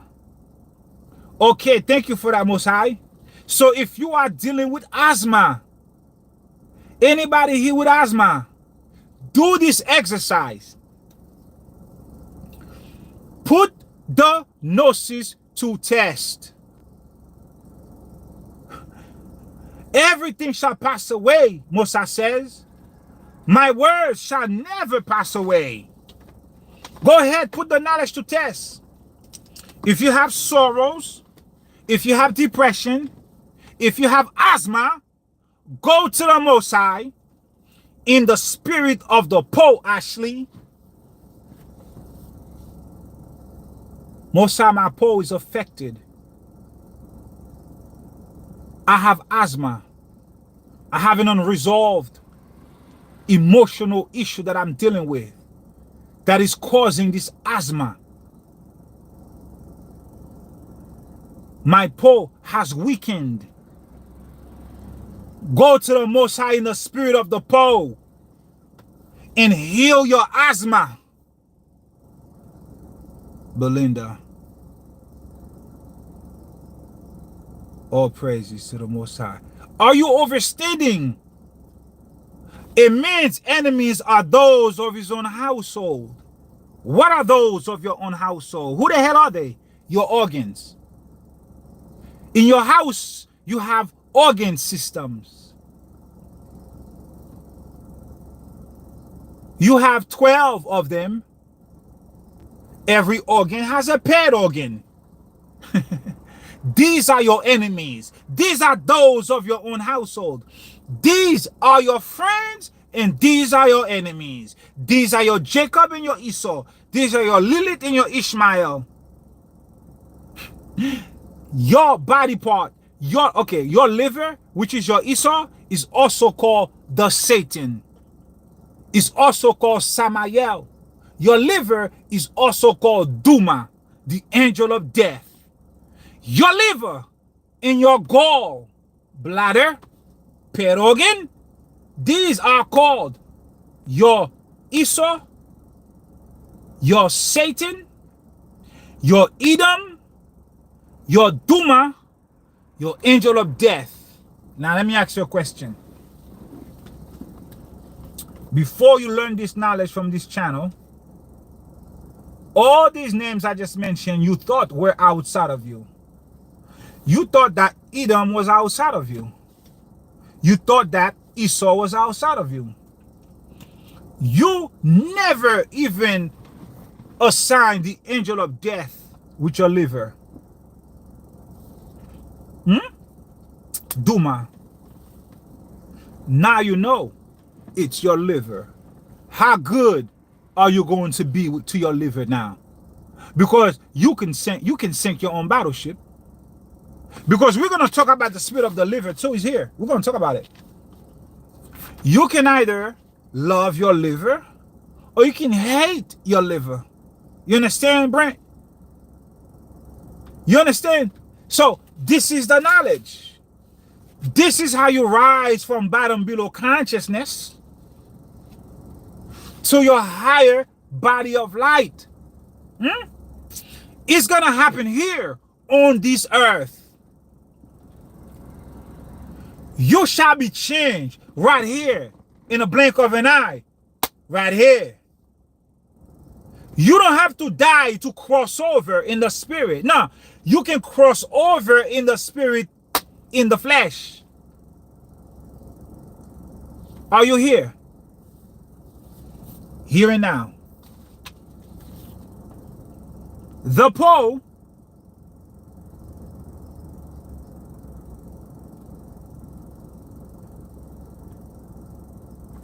when your pole is strong, you have the ability to process grief in a healthy way. When your pole is strong, you have the ability to process grief healthily. So some people process grief and never get over it because the pole is weakened. No, you need a strong pole.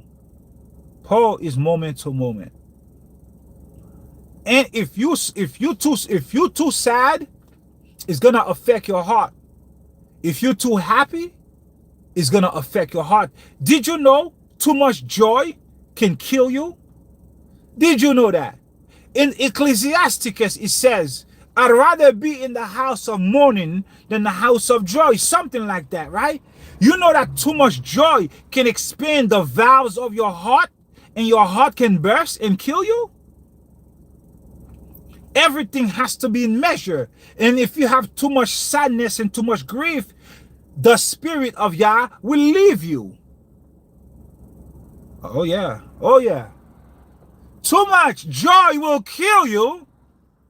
Too much sadness will cause the spirit to leave you.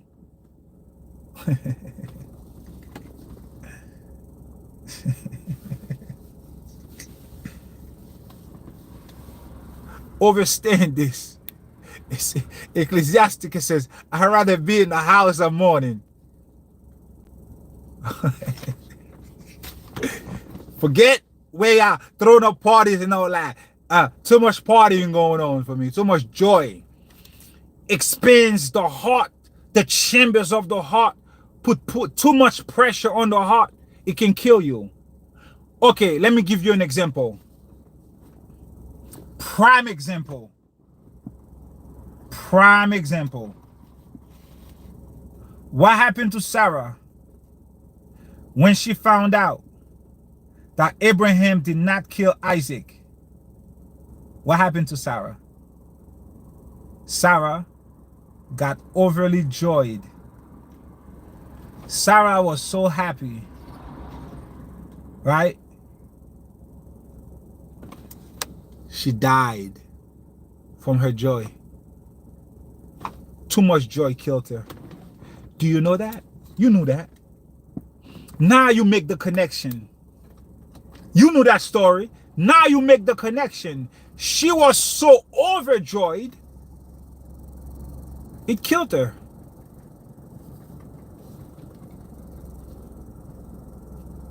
Yes, Belinda, all praises to the Most High. All praises, indeed. You understand? Too much joy took Sarah out. That's what happens to the heart. Taxation of the heart. So let's keep going. So if you're dealing with respiratory issues, depression, sadness, and all that stuff, Go to the Most High in the spirit of the poll. Come back to the video, family. Come back to the video. Rewatch the video. Rewatch the video. So now, we're moving on from the poll. We are going to the spleen. Remember now, we have 5 spirits. Each organ has a spirit. The heart beholds the SHEN. The lungs behold the po. Now we are going to the spleen, the yi. The spleen grounds the yi. The yi, thought, mind, thought. Teacher, thought, the spleen. The yi, or the yi, is the spirit mind stored by the spleen. The spirit mind stored by your spleen. What is the spirit of your spleen? Y-I, the ye.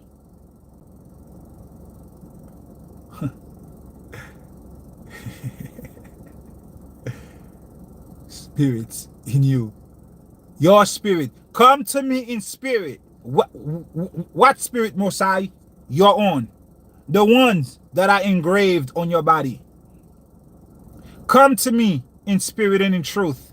Your ye. Your spleen is your earth. Your earth is your center. So let's go. The ye, thought mind, is stored. The spirit mind is stored by the spleen. It has to do with the thought, the intellect, the comprehension, the understanding, as well as intention and creativity. The spleen organ in traditional Chinese medicine, ancient Osiris medicine, Sumerian medicine, ancient knowledge medicine, the spleen organ, a major digestion organ. Oh yeah. Oh yeah. Your spleen is massive. Woo, your spleen is major. The spleen is a major digestion organ, separating, transforming useful nutrients from waste products. Let me summarize the spleen for you. The spleen takes the food from the stomach, transform the food, separate the food, then transform what it keeps, turns it into blood. The spleen is the organ in your body that creates blood. Remember that. The spleen is a major digestion organ. Okay? On a physical level, on a carnal level, material level, physical level, on a physical level, what happens on a physical level with the spleen? Where was I? Give me a second.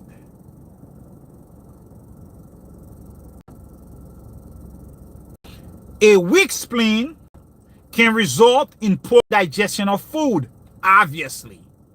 If it's a major organ dealing with digestion, a weak spleen can result in huge problems with you digesting your food.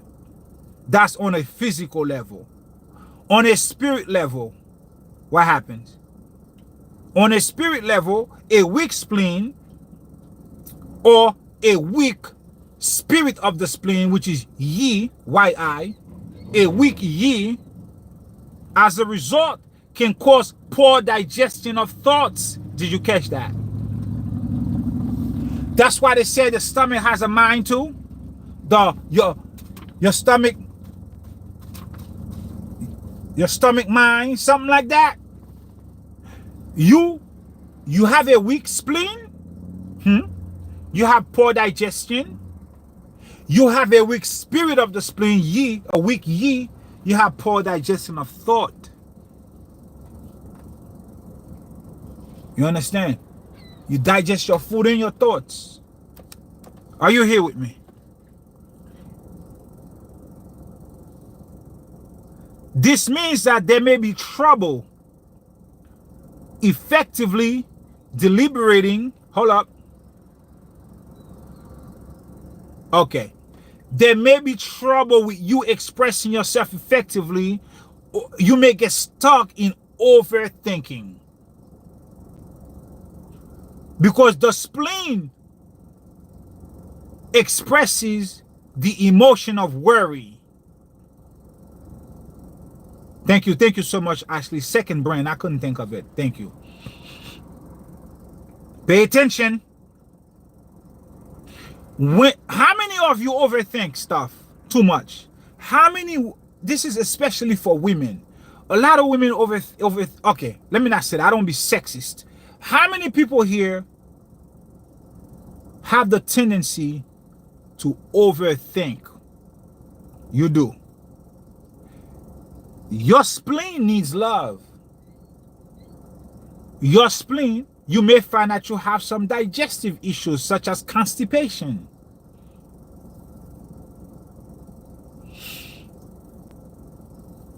Anemia.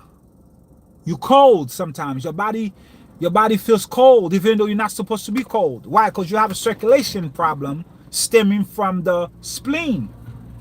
It may be that you can feel that right now. Because the spleen causes this, the spleen expresses the emotion worry. When you worry, you overthink. When you overthink, you block your cells and your vessels. When you block your cells and your vessels, there is no free flow of blood. When there is no free flow of blood, you develop what's called blood stagnation. Your blood is stagnant, meaning that it's not going to the places it's supposed to go to warm the body, to nourish the skin, to make the nails grow, to make the hair grow, to give you smooth skin. It's not going to the heart. It's not going where it's supposed to go. When you have a stagnation of blood can lead to you being cold. Anemia can lead to you having a lot of things with your eyes, blurred vision, double vision. Also,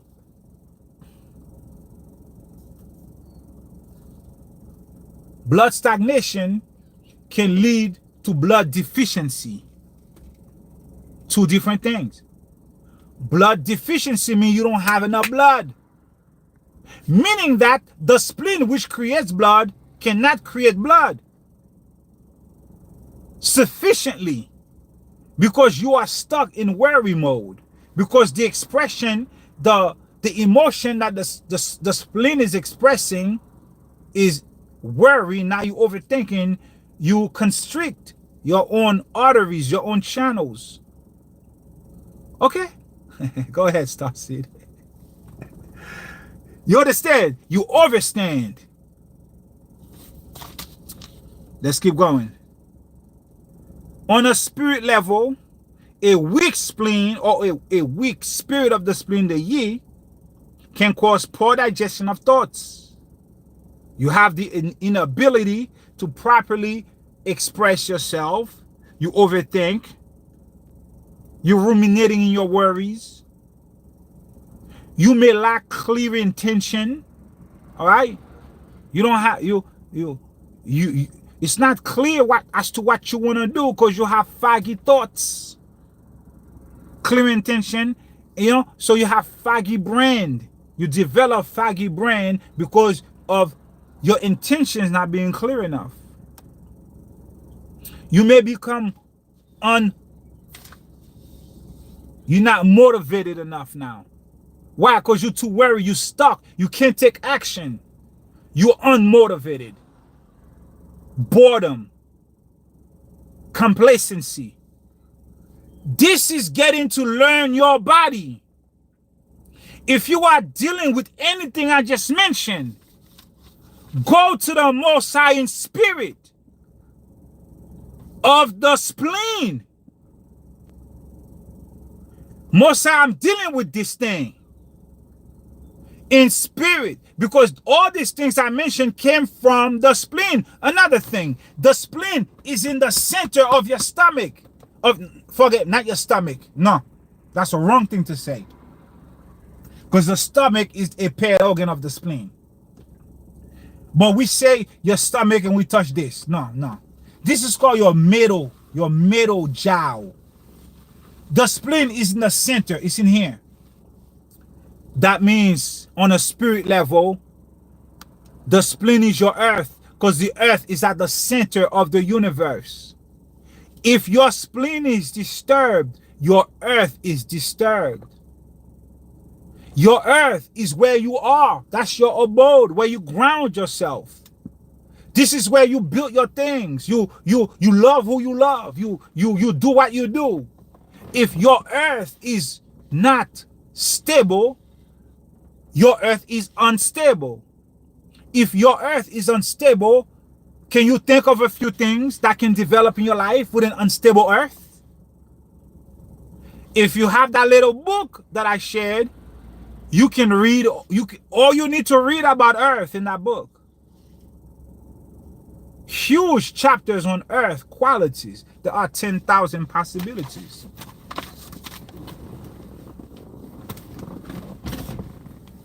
Are you here with me? There's a saying that says the yi guides the li, which guides the chi, meaning that your intentions guides your rituals, which guides your energy. Basically, whatever you practice, whatever you ingest, whatever you listen to, whatever you eat, you become that thing. Your actions become your habits. Your habits become your character. Your character becomes your destiny. So, we just talked about a weakened yi, right? Let's talk about what happens if your yi or your spleen is strong. A strong yi, which is a spirit of the spleen, promotes the virtues of faithfulness and the virtues of loyalty. Oh my God. A strong spirit of the spleen, which is yi, promotes virtues of loyalty and virtues of faithfulness. If you are dealing with unfaithfulness in your relations, unloyalty in your relations, if you have the tendency to be unloyal and unfaithful, lightning wave, what's up, kiddo? Love you, love you, love you, nice seeing you. You have a weakened yi, a spirit of the spleen. However, though, if you have a strong yi, which is a strong spirit of your spleen, it's going to promote the virtues of faithfulness, the virtues of loyalty. Are you here with me? Like the video to spread the gnosis. I love how you talk, you know. Like the video to spread the gnosis. The gnosis. Shout out. You understand? It promotes faithfulness and loyalty. If the yi is suffering, remember the spirit of the stand firm, hot flame, stand firm. The yi is a spirit of the spleen. If the yi is suffering, these virtues, faithfulness, loyalty, can become a bit skewed to the point of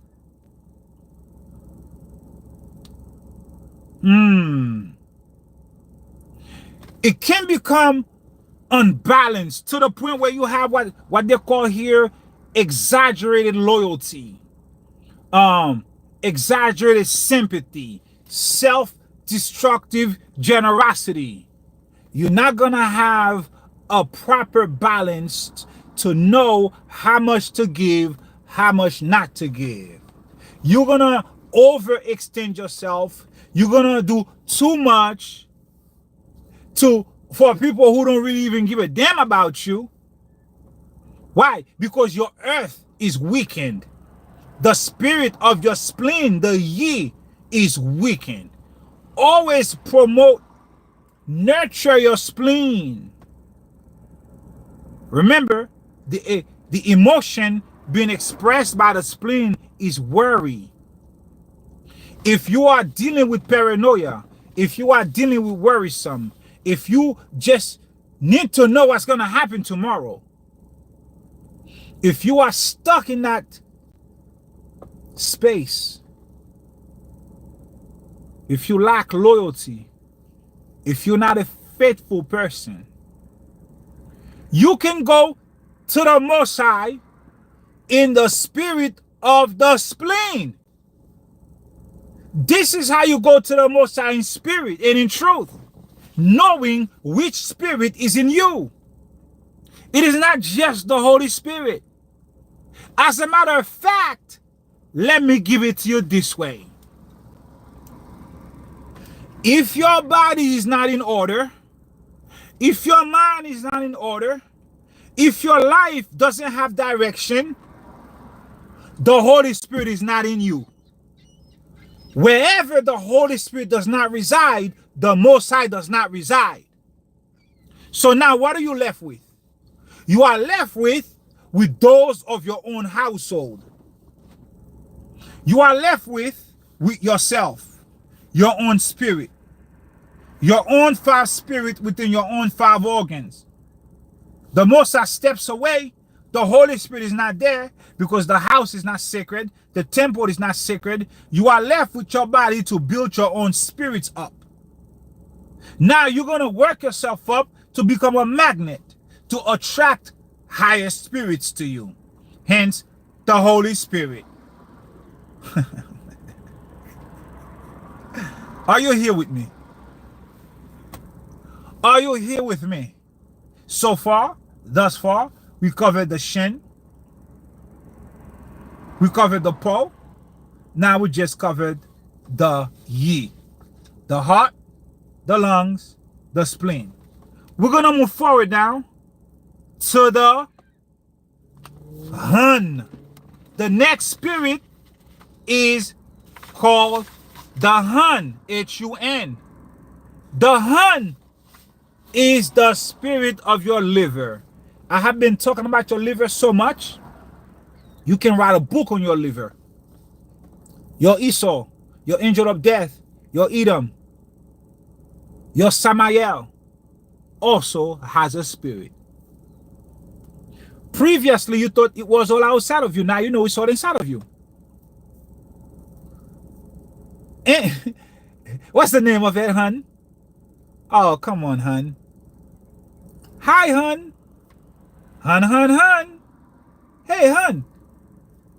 Hun, honey, Hun. That's the spirit of your liver, Hun. Ain't that something? The spirit of your liver, who you were taught to hate, Esau, has a term of endearment. Hun. Hi, Hun. Honey, Hun. Your liver is your honey. Now, how would you treat your honey? Hey, Hun, Hun. What's up, honey, honey, Hun, Hun? Hun. Okay? Hun is your ethereal soul. It's compared to the neshama. Your neshama. Ruach, nefesh, neshama. Your liver is extremely important in your body. If you have the little book I shared, once again, you can go in there and read all about the liver. All the attributes of the liver that's in the book.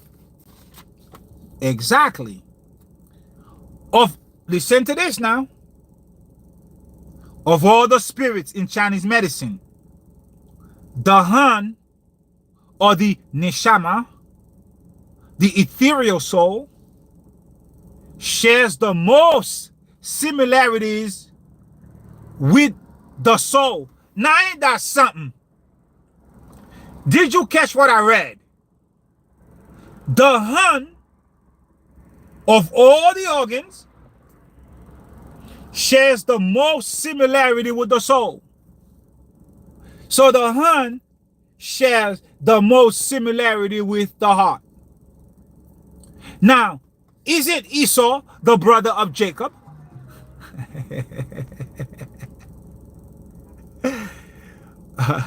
Star seed. The Mosai teaches. You feel me? This is divine knowledge from the realms of the supreme. Doctors will never go that deep with you. They're not supposed to. They were not taught to. This aspect of Chinese medicine is not taught in the classrooms. They don't know this to tell you this. They may know a little bit of what I'm reading, but there are many things they don't know because it's not for them to know. The Most High says, I have revealed this to you, not to them.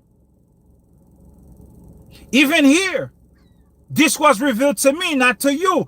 I'm giving it to you. Think about that. You are here in the fold. The doctors, they're in Babylon. This is not Babylon gnosis. But let's go back. The hun, the spirit of the liver, shares the most closest relation with the soul. Isn't that something? The liver is Esau. Isn't Esau the brother of Jacob? Isn't that the truth? They don't know. They can't know. It's not for them to know. But I'm glad you're here learning this. Absolutely. Give all reverence to the Most High power. I'm just the mouthpiece, the messenger. Most High says, make them understand, make them comprehend. So let me help you comprehend. Of all the spirits in Chinese medicine, in Catharian medicine, Osiris medicine, Kumerian medicine, Lumerian medicine, Atlantis medicine, ancient knowledge, the hun, or the neshama, we call it the ethereal soul, shares the most similarities with the soul, which is the heart, which is Jacob, which makes sense because the liver, which is the organ that housed the hun, the liver is Esau. Esau is the brother of Jacob. It will make sense that they share a lot of similarities. You see how the knowledge lines up? Okay. It is tethered at birth. It has a will of its own. Yet at death, it survives the body. The soul, which is the ethereal aspect of you, is compared to the hun. It doesn't die with the body. No, it survives the body, preserving its physical appearance to wander the earth. This is the reason why in Haitian voodoo, certain people's souls or the ethereal aspect of them can be captured. Now, not just the Haitian voodoo, there's a whole chapter in the Cobran that talk about how a priest was able to capture the soul, the spirit of that person at death, and capture that spirit and put that spirit in a vessel. That's in the Cobran. That's from the Celts. That's the knowledge in Albion. In Britain, then they had the knowledge of capturing spirits and souls also. This is ancient knowledge. This is Solomon knowledge. Anyway, let's keep going. It survives the body, preserve its physical appearance to wander the earth, the spirit realm, to return to the source of our life. This wandering quality is essential to understanding the hunt's purpose and nature. You know, this is what people talk about, their astral travel. They use the ethereal aspect of them to do it. And a lot of time we do that through dreams. We're going to talk about it right now. The Hun has its own level of consciousness. Belinda, the Hun has its own level of consciousness whose vitality depends on its ability to connect and disengage with the mind. That means the Hun can connect with the mind, disengage with the mind, be with the mind, away from the mind, move with the mind, move without the mind. The Hun can do his own thing. Your neshama, your soul, your ethereal aspect of yourself, your Iso, your Satan, your Duma, your angel of death, your Samael, your liver. Hun.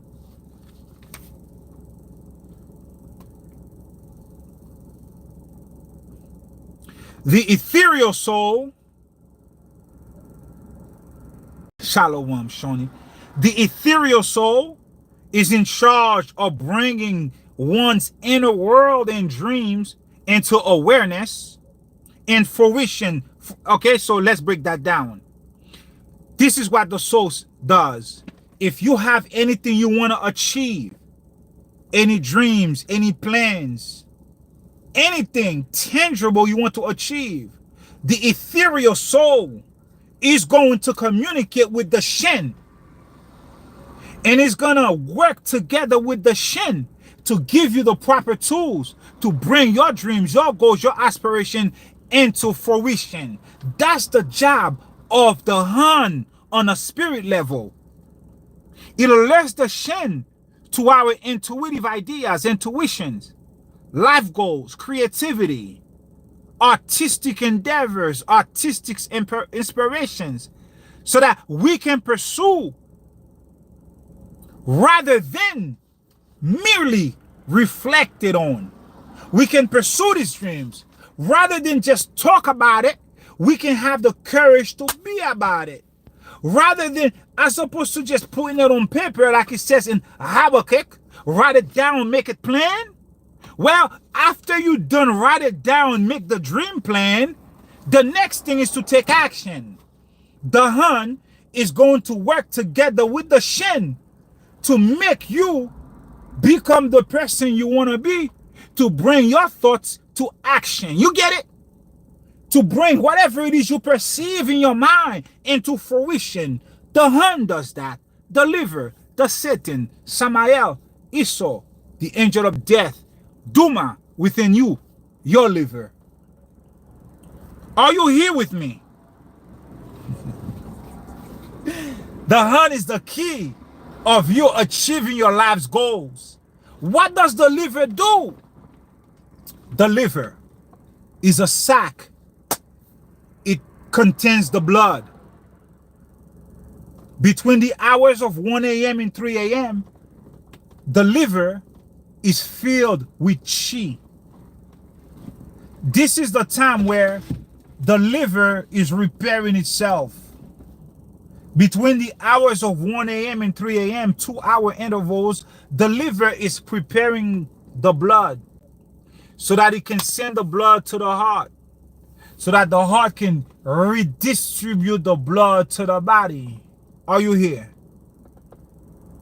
The liver cleans the blood for the heart. Remember now, from the Zohar we discussed, that the heart only receives the pure blood from the liver. Remember that now. We talked about this in several videos. The heart only receives the pure blood from the liver. The liver cleans the blood. Esau cleans the blood for Jacob. Nope. Esau cleans the blood for Jacob. Jacob, Esau. The bad blood goes to the bottom of the liver. The pure blood rises and it goes to the heart. The heart only receives the purest blood from the liver, the clean blood. It doesn't just receive the blood. What else comes with the blood? The blood that the heart receives from the liver has directions. Because the heart is going to take that blood. It's going to say, okay, the brain needs X amount of blood. Send that to the brain. The legs needs X amount of blood. See, let's just say you wake up in the morning and you want to go for a walk, for a run, for a jog. You're going to need a quantity of blood for that. The heart that received the blood from the liver is already knows, because the liver did the work already. The heart already knows you, Belinda, needs X amount of blood to fortify your legs for that jog, for that walk, for that run. Are you here with me? This is the job of the liver on a biological, physiological level, but on a spiritual level, it is everything I just read to you before. You understanding me? The ethereal soul, which is the spirit of the liver, Han, that's what it's called, the Han, is in charge of bringing your inner dreams to fruition. Okay? Your inner world, your dreams, your awareness, your everything you want to do. It is the Han that's going to work together with the SHEN to bring those things to fruition.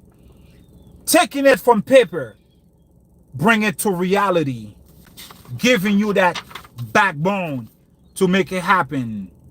Your out-of-body experiences during sleep, while you're dreaming, these happen because of the Hun. So when Enoch says he was meditating in the presence of Yah, and then when he was meditating, an angel came and took him, he was in the spirit of the Hun. When Moses was sleeping at night, or when Levi, the patriarch Levi, when he was sleeping, and then as he slept, the angel came and gave him a diadem, give him a sword, give him a breastplate,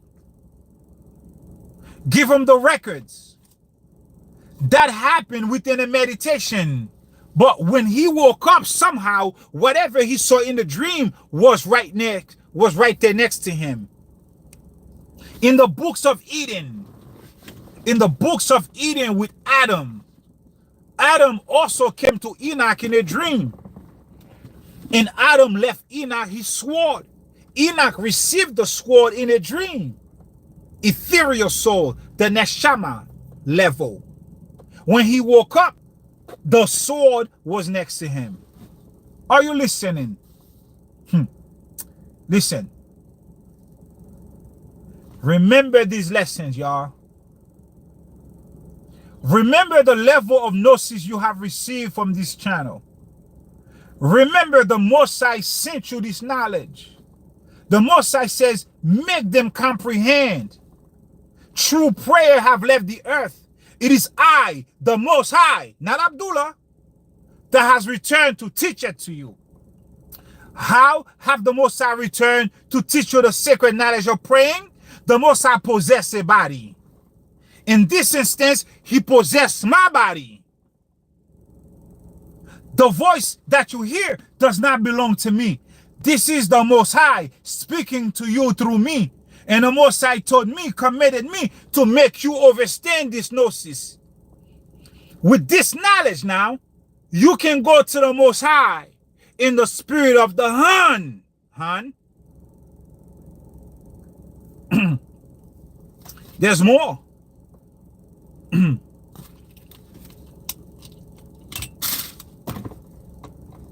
Hold up.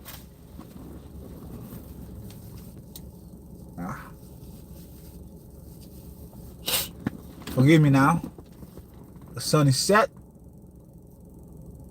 Take off the glasses. Okay? We could read a little bit more on the Hun. Hold up.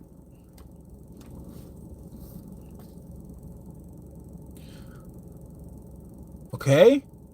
This is your out-of-body experiences. This is your astral traveling level. What else?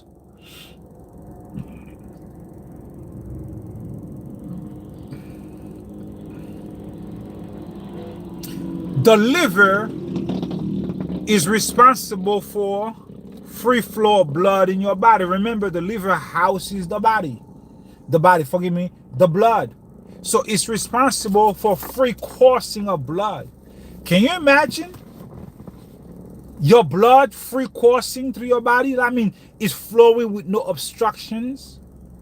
Now, imagine your blood is flowing with obstructions. Imagine blood stagnation everywhere in your body.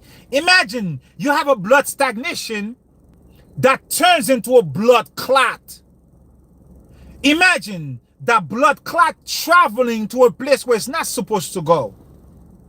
Don't imagine that, because you don't want that to happen. You actually want to nourish your liver. Okay? You want to strengthen your hand, strengthen your liver, so that you don't have blood stagnation.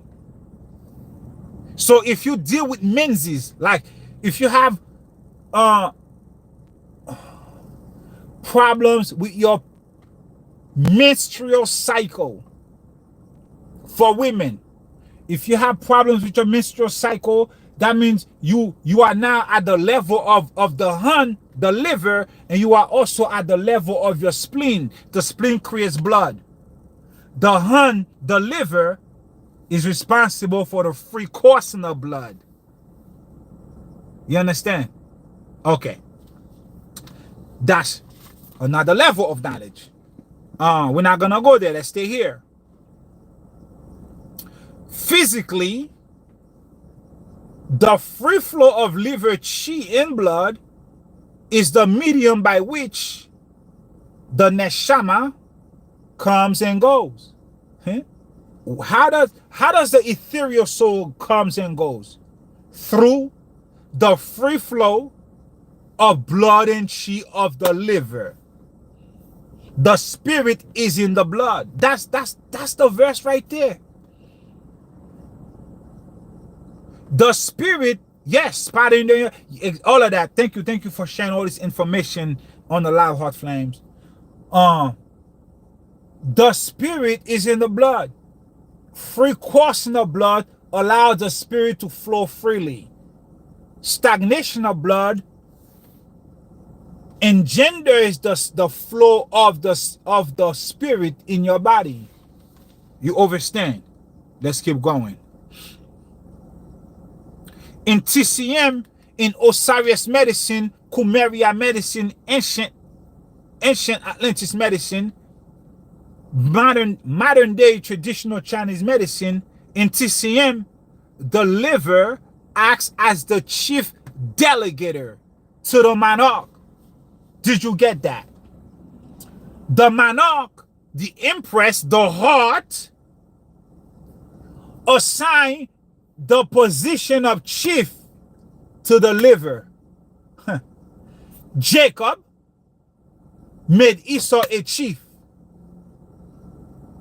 The empress, the monarch, the emperor, the king or the queen, Jacob, the queen, the Holy Spirit, the queen, the earthly mother, the queen,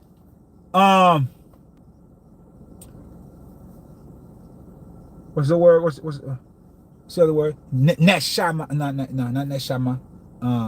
What's the other word for the Holy Spirit? I forgot right now. I can't think of it. It's okay. Pistis, Sophia, and all that. The queen, the heart, raises the liver to the chief position. So, we read. The liver acts as the chief delegator. The Shekinah. Oh my God, Ashley, thank you so much. What would I do without you today, Ashley? Second time you saved me here. The Shekinah, the Ruach. Thank you. I was really looking for the Shekinah. The Ruach. Thank you. Anyway, let's go. That's good. That's assisting me. You feel me? Like, thank you, because my mind is here, is there, is there, is there. I'm pulling from everything. I'm pulling from here. I'm pulling from books. I'm listening. I'm hearing in my spirit, and I'm giving it to you. I may not connect all the dots. I may forget. So thank you for helping me. The liver acts as the chief delegator to the monarch, the heart.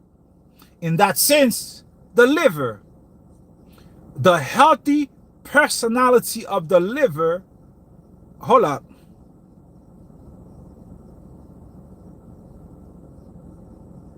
Okay. In that sense, the healthy personality of the liver, the balanced animation of the ethereal soul, can be seen in those who excel at self-leadership, management, structure, and routine. Remember now, it's called self-leadership. Not leadership outside of you, not being the boss at your job. No. Self-regulation, self-leadership, which can lead to you being a leader in your field, in whatever you do.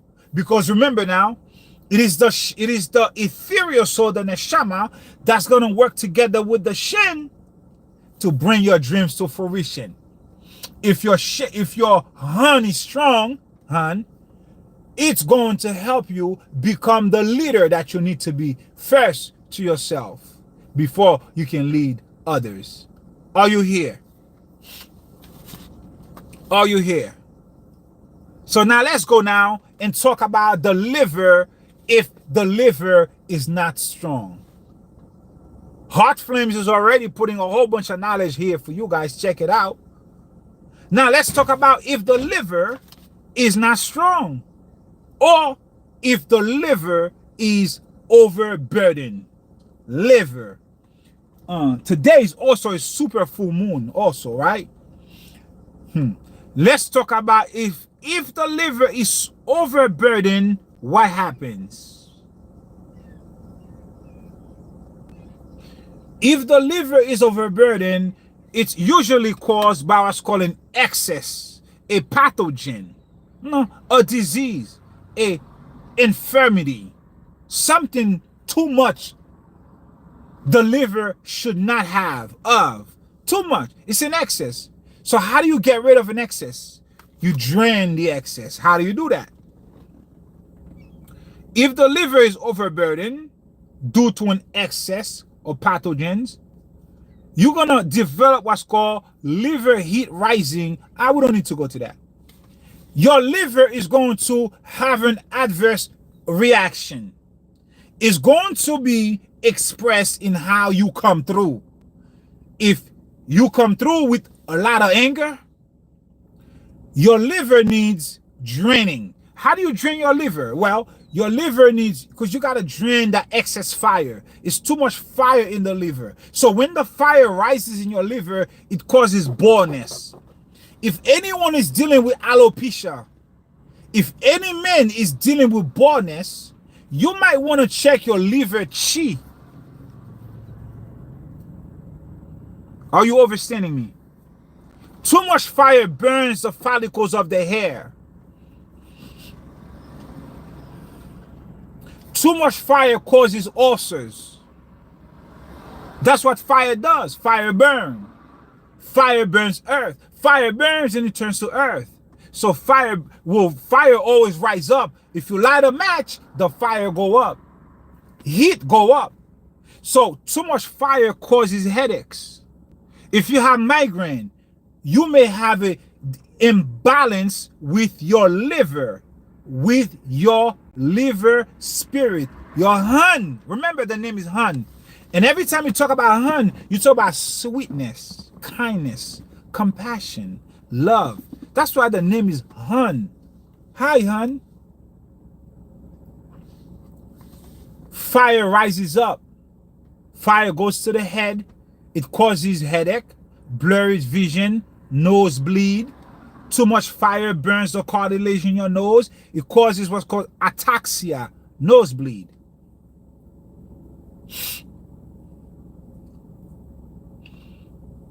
This is the gnosis. This is the gnosis. The hun will travel excessively and inundate the mind. You know, somebody said you have a hot head.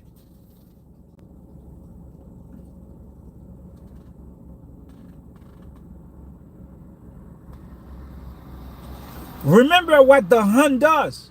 It helps bring all your dreams into fruition. Gives you the ability to bring them, to materialize them. When your hand is not healthy, it does the opposite.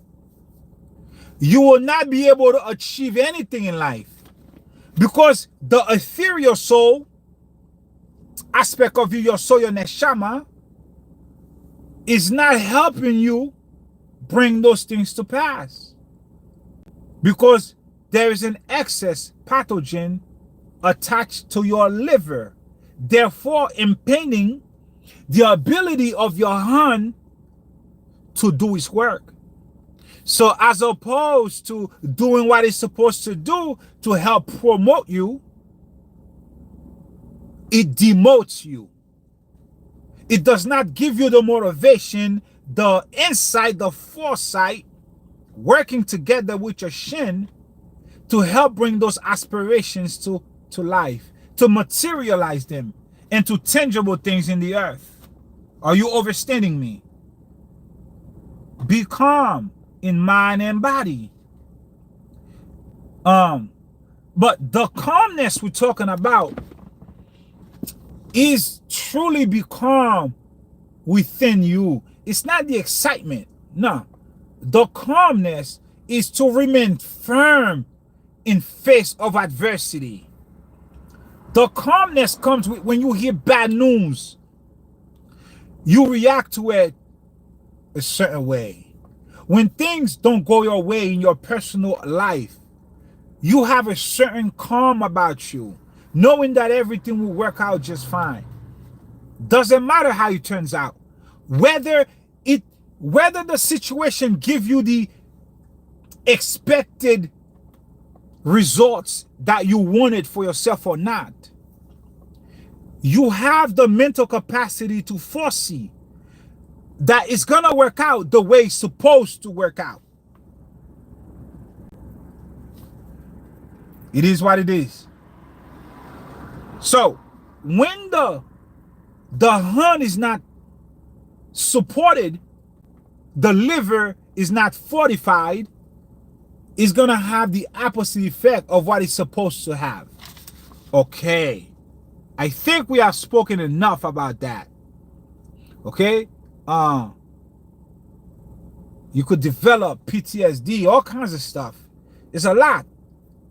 So now we're gonna move forward to the last one. The last one. We have to cover it, right?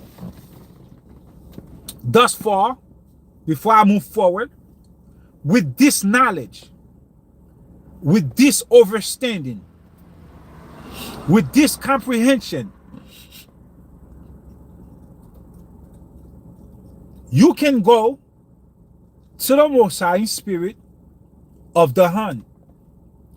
If you are dealing with anything I mentioned concerning the hand, adverse action, too much fire, diseases of the liver, headache, blurred vision, not able to achieve or bring anything into materialize your aspirations or dreams, if you don't have good sleep, if you don't have free coursing of blood, if you have blood clots, if you have menses problem with menstruation, too much blood flow, not enough blood flow during your menstrual cycle, different things relating to the hand, to the liver, you can take that knowledge and go to the Most High in spirit. Are you now having a better understanding what it means by coming to me in spirit and in truth? Because the truth is the knowledge of yourself. That's the truth. The spirit is the spirit of your liver. That's the spirit. The spirit and truth is the knowledge of yourself, your body organs, how they function, how they operate, and the spirit that they occupy. This is the reason why you can go to the Most High presence with boldness. Once you know a certain knowledge, you can go and get results because you know exactly what you're going for. You can't go to the presence of the Most High not knowing what you're going for. You understand? Physician, heal thyself. You got to know what you want healing for. You got to know what you want healed. That's what it means by physician, heal thyself. You got to know what you want healed. Are we here? Take this knowledge of the Shen, of the Po, of the Yi, of the Hun, 4 organs, 4 vital organs. Take that to the spirit. Now we're going to cover the last one. We talk about the heart, the lung, the spleen, the liver. Now we're going to cover the kidneys. Massive. Massive, kiddo, massive. We're going to cover the kidneys now, which is massive.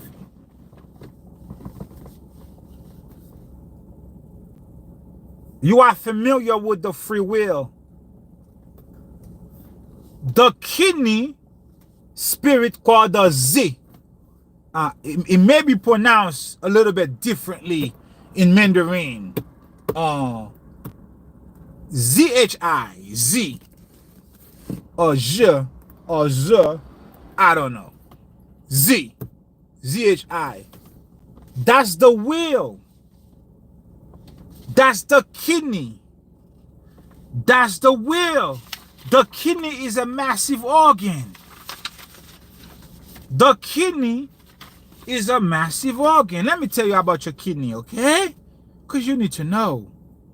Your kidneys. The Z is our willpower. The Z is our will. The most I give you free will, that came from the Z. Before I read anything, let me tell you, the Z, the kidney, is called, now let me read it, and I'll expound on it. The spirit of your kidney is called the Z, the willpower. The willpower, the Z, okay? The spirit mind. This spirit is stored in the kidneys, which, remember that word essence I told you about earlier? Remember the word essence? The Z is associated with our deepest essence. Family, what I tell you. The kidneys are called the life gate. The kidneys are called the life gate. It is associated with your essence. Your pre-heaven essence. Your pre-heaven essence, and also your acquired essence. This is the essence that you came here on the earth with in the spirit. Your pre-heaven essence, the Most High's essence, all the essence of all your ancestors, all the essence of all your previous lifetimes. This is called your life gate. This is the Sekhmet, I am Hotep essence. This is your Obosam essence. This is the lymphatic system drainage essence. This is Sekhmet coming to permeate all evils, removing cancerous cells, removing cancerous people, dangerous situation from your body. This is your power. This is your life gate. This is your Duntian. This is all the fire in your body coming as one. This is your source chi. The kidneys is your life gate power essence. This is your source chi. This is all the ancestors in you, in your kidneys, your life gate, your free will. This portal of called the life gate is so massive. Oh my God. Every channel in your body has a source point. The body has 12 channels. Really it's 13. But they're lying. They say it's 12. But we got the knowledge of the 13. The 12 tribes. The stem is the Most High holding the 12. That's for later. Every channel every main channel has a source point. What does that mean? Every main channel has a life gate where you can access your ancestors' powers. Oh my God. Your essence, where you can access the pre-heaven essence and also the essence you acquired while you were in the avatar body. The source point of the lung channel, the source point of the large intestine channel, the source point of the stomach channel, the source point of the spleen channel, the source point of the liver channel, the source point of the pericardium, the source point of the bladder, the gallbladder. All the channels have a point, have a source point. The life gate. The book of remembrance. That's what that is, y'all. That's what that is. That's what that is. The spirit mind. The kidneys are associated with our deepest essence, our inherited traits, our reproductive potential, our deepest stores of energy. Look at the picture that I put on my thumbnail. That picture is showing you how the fire is coming through every vessel, every organ, every part of your body, through your palms, through the soles of your feet, through the palms of your hand, through the socket of your eyes, through the orifices, your nose, your mouth, your ears.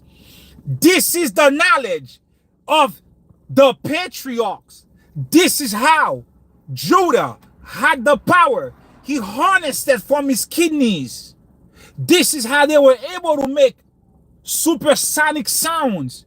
This is how they had bodies that were impenetrable by swords. This is how the brothers, Naphtali, all of them had the powers, were able to run fast. This is how you have 365 senses. This is how you come from iron man to iron heart. Your life gate, the deepest essence of who you are, your reproductive essence, the deepest stores of energy in you. The kidneys are said to house the life gate, which is all fire. They said the Most High is all fire in the book of Enoch. Enoch 3, the Sefer Hekalot. Enoch was in the presence of the Most High. All he saw was fire. Yo, what else? Are you here? I could go so deep with this. Are you here, family? Are you here with this knowledge? There's way more. We're going to read way more. Go to the Most High in the spirit of the kidneys. Go to the Most High in the spirit of the kidneys. In the spirit of Z. Z, kidney. Most High, I feel disconnected. Please reconnect me with my essence. Who am I? My pre-heaven essence. Reveal myself to me, Most High, through my meridians, through my channels, through my life gate. Reconnect me with my essence within me. Show me who's with me. This is the knowledge you need to pray in spirit and in truth. The kidneys, spirit, mind is the Z. It governs your reproductive system. Life gate, portal, the woman's womb, the men's testicles,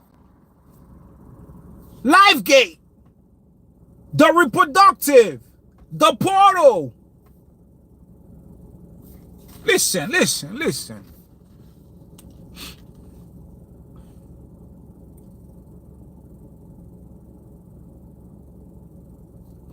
And it has a duality. It's associated with the life gate, which is all fire, but also it's associated with the element water. So it's both fire and water, but they don't put each other out. In the Sefer Hekalot 3 Enoch, Enoch was describing lightning. Enoch said lightning was both fire and water, but they don't put each other out.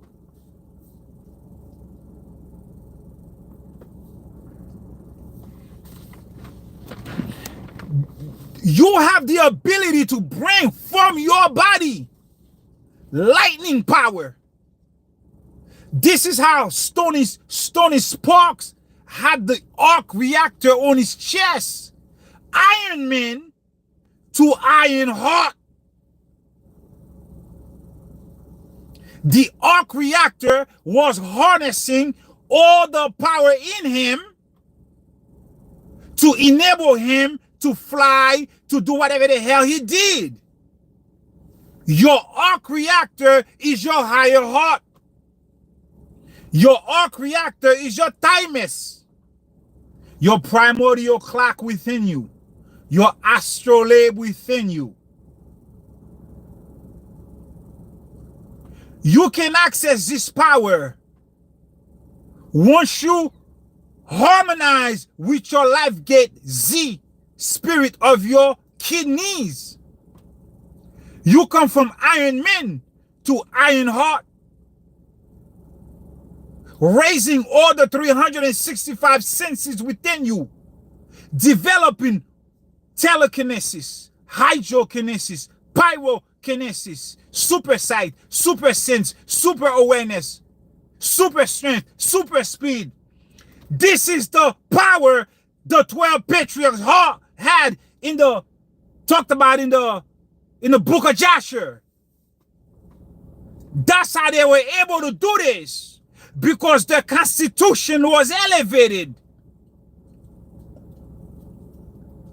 They walked in the power of their meridians, their organs, their channels. All their spirits worked as one.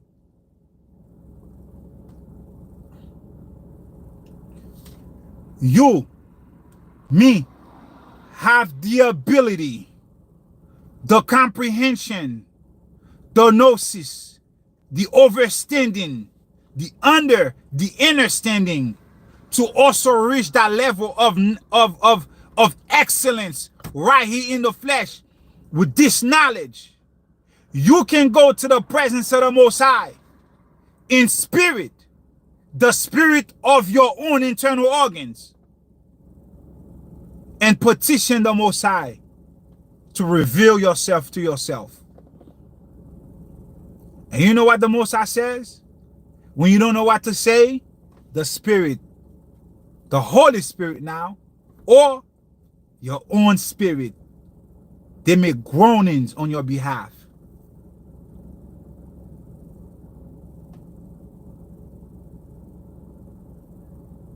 You understand? When you don't know what to say, sit quietly. Let your soul speak. That's why the Most High says, leave the earth for a moment and come to me in spirit. Pick one, whichever one you want to go into. What spirit you coming in today? You coming in with the spirit of the liver, the heart, the lung, the Z, the Yi, the Shen, the Hun? Are you here? Let me know you are here and you are comprehending what I'm saying to you. Let me know you are connecting with the gnosis, because I have been commended to make you comprehend. Are you comprehending? Did I deliver the message in a way that is tangible, that is easy enough for you to digest it? Let me know. Put a 7 down. Put 2, 3, 4, 5, 10 sevens down. Let me know what time it is.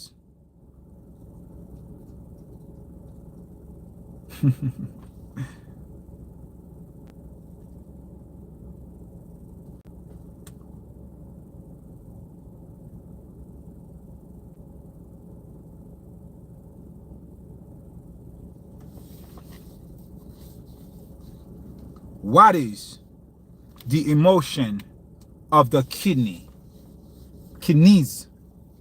The emotion that the kidneys express is fear. The emotion that the kidneys express is fear. But remember now, it's not a real fear. It's a false fear. It's false evidence appearing real. Because it's called your life gate. It's the deepest essence of you. You have wisdom. You have a lot of wisdom. So the fear is superficial. So when you don't have a strong Z, it takes those fears and make them something they're not. They become ghosts in your life. Those fears materialize and appear real, but the evidence is fake, is false. False evidence appearing real. Remember, I told you a story about fear. Fear and something else. I forgot the other thing.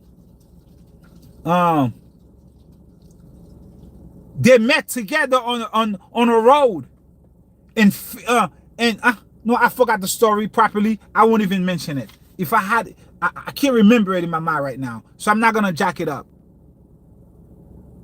All praises to the Most High. Remember now, you came through with wisdom through the life gate. So when your kidneys are unbalanced, you develop fake fear, false evidence appearing real. Because the kidneys are unbalanced, those fears materialize. They become something that they're not. Ghosts, phantoms. Okay? But it's not supposed to be there because you are wise from the gate. An imbalance. So let's go. The emotion of the kidneys is fear, while the virtue of their spirit mind is wisdom. When you look back on your life, do you recall experiences where fear of the unknown transformed into experience-based wisdom?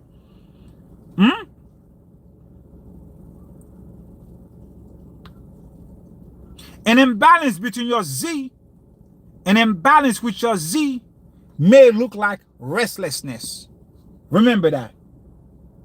If you have an imbalance with the spirit of the kidneys, the Z, you're gonna have what's called restlessness, a restless mind, a restless spirit, restless. Do you know what it's like to be restless? God damn. It's beautiful to be at rest. But imagine if you're restless.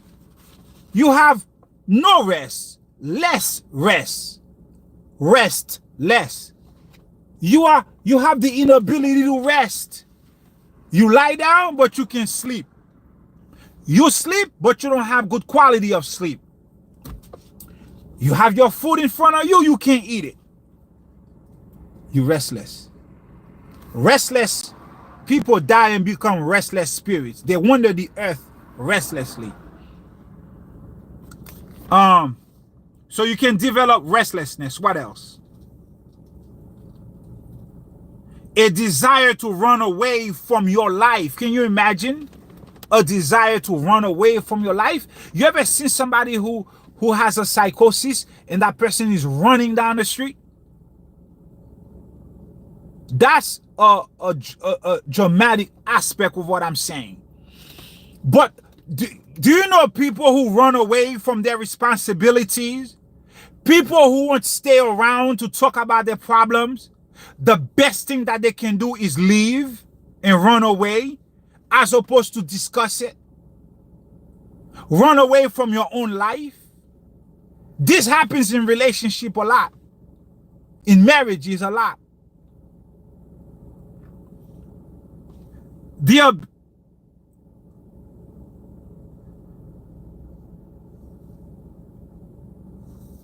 An imbalance of the Z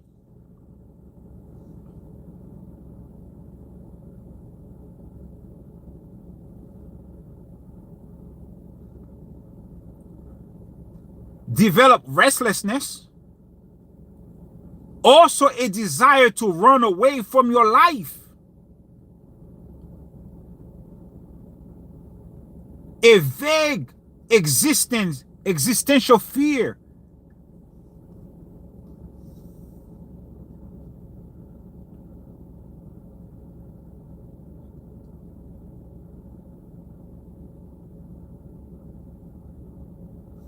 You may develop unrealistic fears like a fear of aging, a fear of dying, a fear of growing spiritually, physically, a fear of doing whatever you need to do. Remember now, whatever fear that needs to be expressed is expressed by the kidneys. That's the life gate. That means it's coming with fears that you don't even know you had. Oh, come on, family. Let's talk about it. Are you here?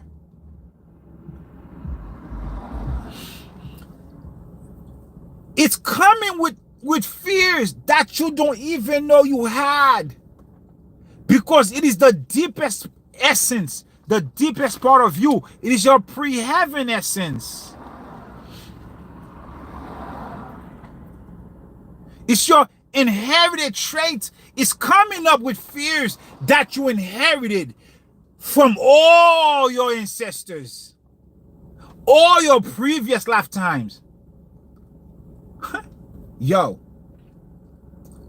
you're in trouble. Once that happens, you got a fight in your hand.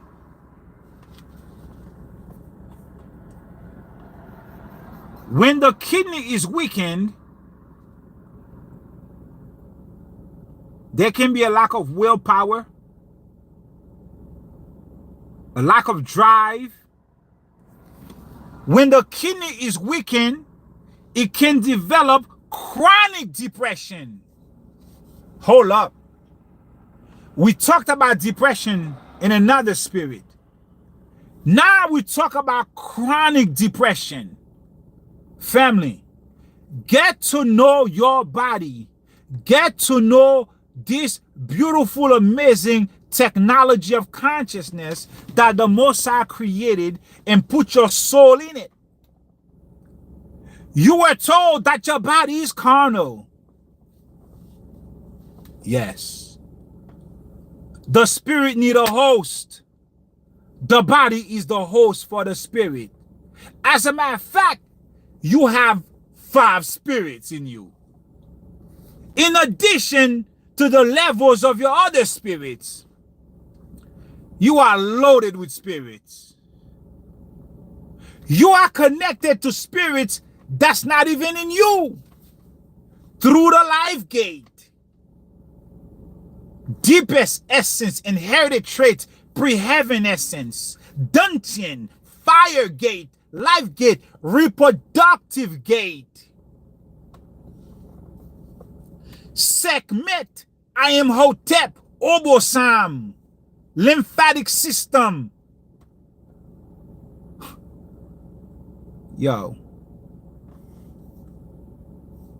Chronic depression, not just depression, chronic depression from a young age. You gotta do what's called a past life regression session. Google this thing. Watch this. I'm gonna give you a word. Google it. Everybody. There is something called a Spleen technique. Spleen. S-I-D-N-L-I-N or S-E-D-N-L-I-N. The Spleen technique.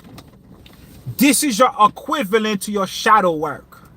But this is more on the traditional Chinese Eastern Gnosis medicine, ancient Lemurian, or it's also on the area of South America, ancient, those ancient elders in Mexico, Guatemala.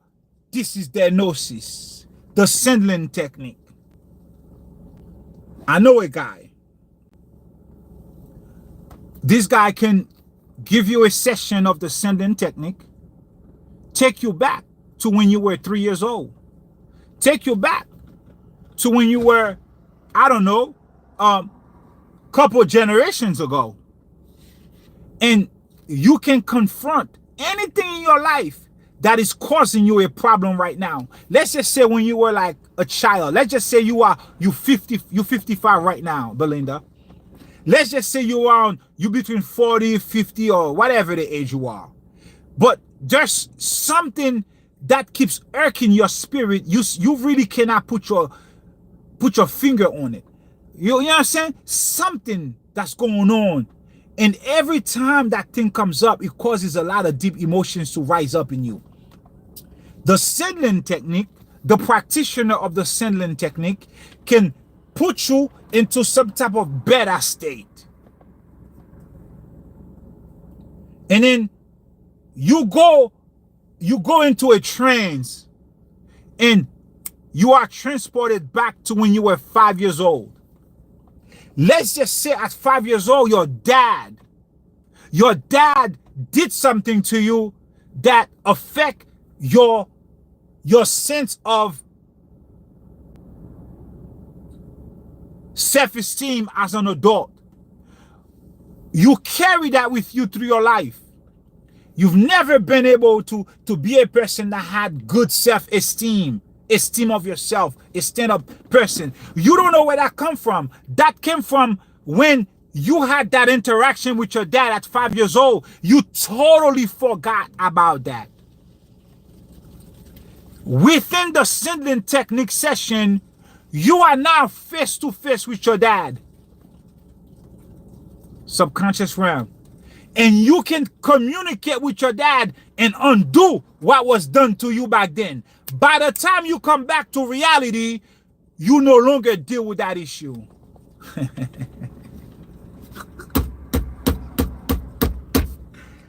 Yo.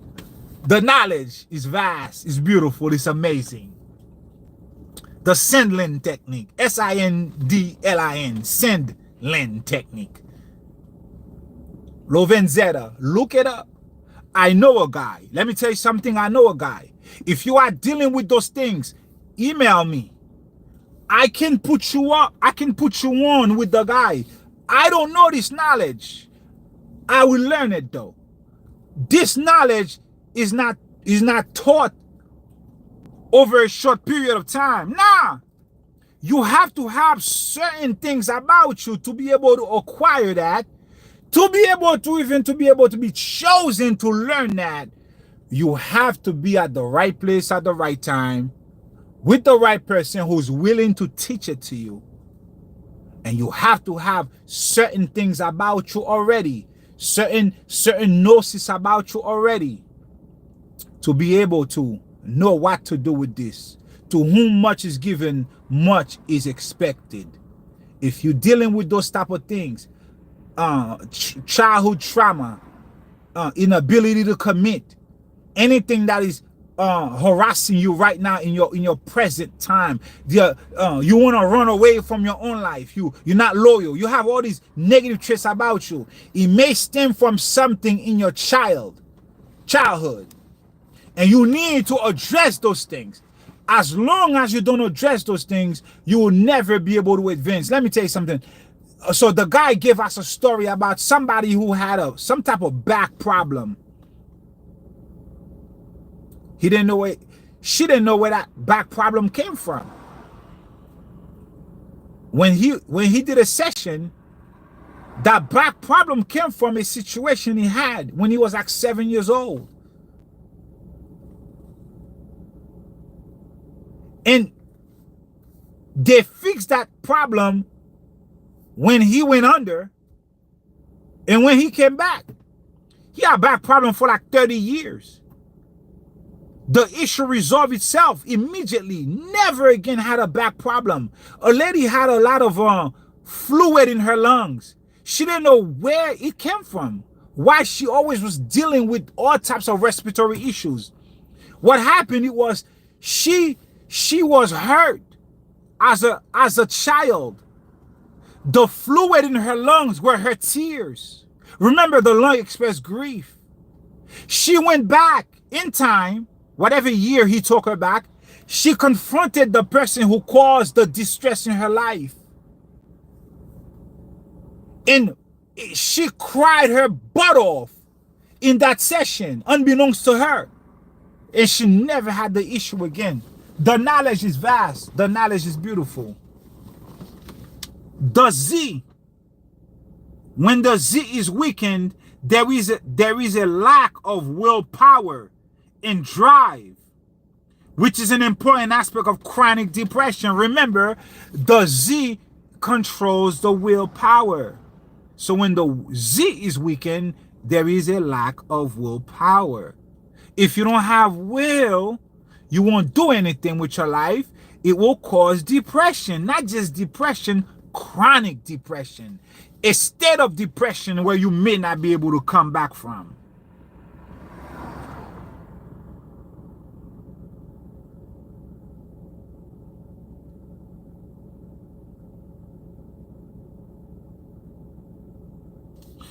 Think of your will as the Wizard of Oz. I'm done reading. I'm just giving you what's in my consciousness now.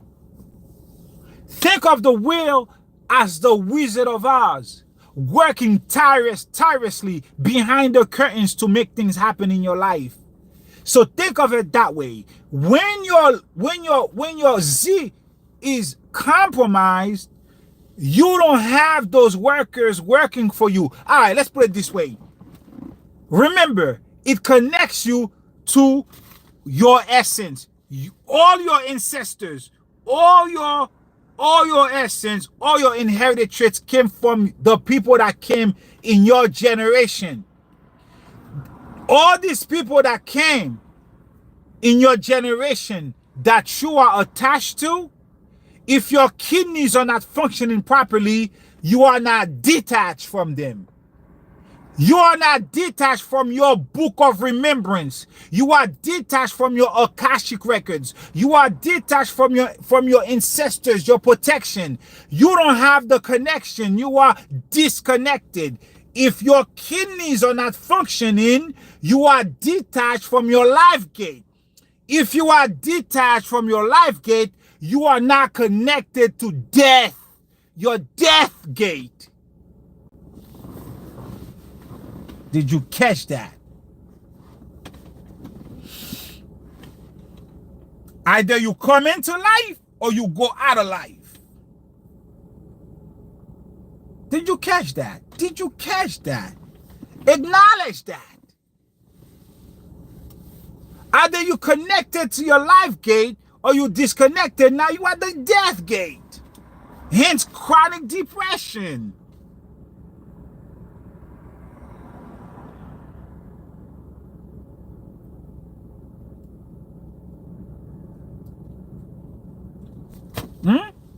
Your willpower, your manifested reality.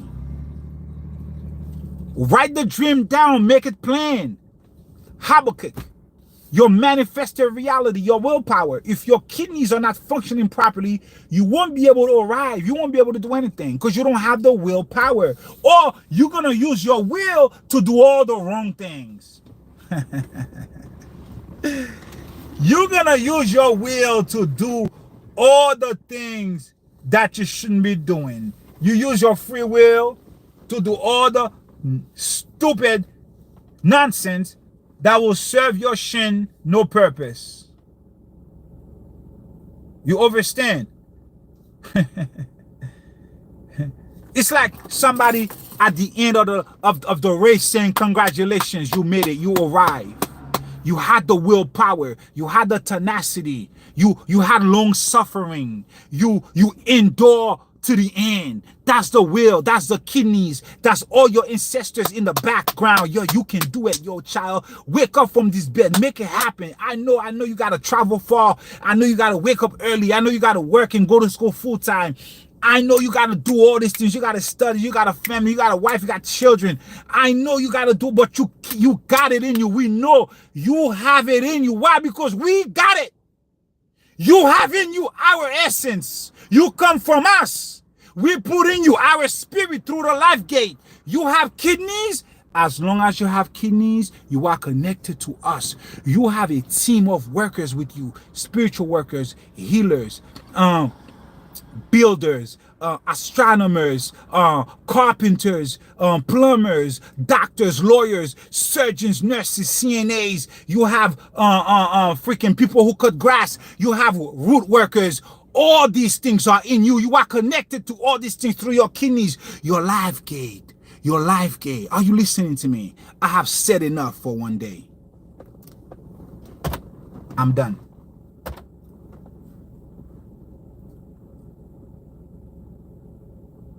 I have nothing left. It's been real, family. I'm drained of energy. I'm thirsty. I'm hungry. I've been speaking for 3 hours and 15 minutes and 48 seconds. We can go much further into the gnosis, but I am finished for one day. How did we do? How did we do today? How was this Shabbat gathering among the assembly of the righteous, the sons and the daughters of light, the children of the Most High power? Today the Most High was speaking to all his children of all faiths, not just the Yahudims, everybody. This is the ancient knowledge, the knowledge of Enoch, when he was meditating and the angel came to him and taught that to him. And Enoch says, observe everything, how everything in nature never changed their orbits. This is the ancient knowledge returning back to you today, once again, to apply in your life. So the Most High says, true prayer have left the earth. It is I who have returned to teach it to you again. Teach your brethren how to pray. Make them comprehend. It is their spirit that must come to me, not their mouth. Leave the earth for a moment and come to me in spirit. Leave the earth for a moment today and come to me in spirit. So the next time you pray, you have the spirit of your heart, your SHEN, the spirit of your lungs, your Po, the spirit of your spleen, your Yi, the spirit of your liver, your Han, the spirit of your kidneys, your life gate, your Z, all together as one, the Shema, working together as one, the tri-unity. The five become one. Not the three today, the five become one. Working together as one to bring you from bottom below consciousness to go into the presence of the Most High with boldness, as a child, as a poor man, contrite heart, broken spirit, but with boldness, knowing exactly why you're going. Don't say it with your mouth, feel it. Saying it is not feeling it, because if you feel it, you don't need to say it. Are you here, family? Are you here, family? Are you here? You stepped into a real classroom, family. One man. But the government came. The Most High says, I'm done. No more. No more. It's finished. I gave you enough.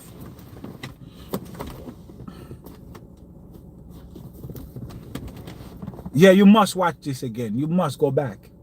You must, family. I simply must be going. It's been great. It's been awesome. Share the video if you want. It's up to you. People may not understand. You have been students for many years. Your gnosis is on the next level. People just coming into the walk may not understand this knowledge. They have to go back to the basics. Repentance, holiness, righteousness, sanctification. Oh, thank you, Most High. None of what I said will have any effect in your life if you're not repenting daily, continuously. If you're not living according to the fruits of the Spirit, showing compassion, understanding, even when you're wrong, you still have to give grace. When you're right, you give grace. When you're wrong, you give grace. Everybody, all of us, sojourning on this earth. This is just a little travel for us. We come, then we go.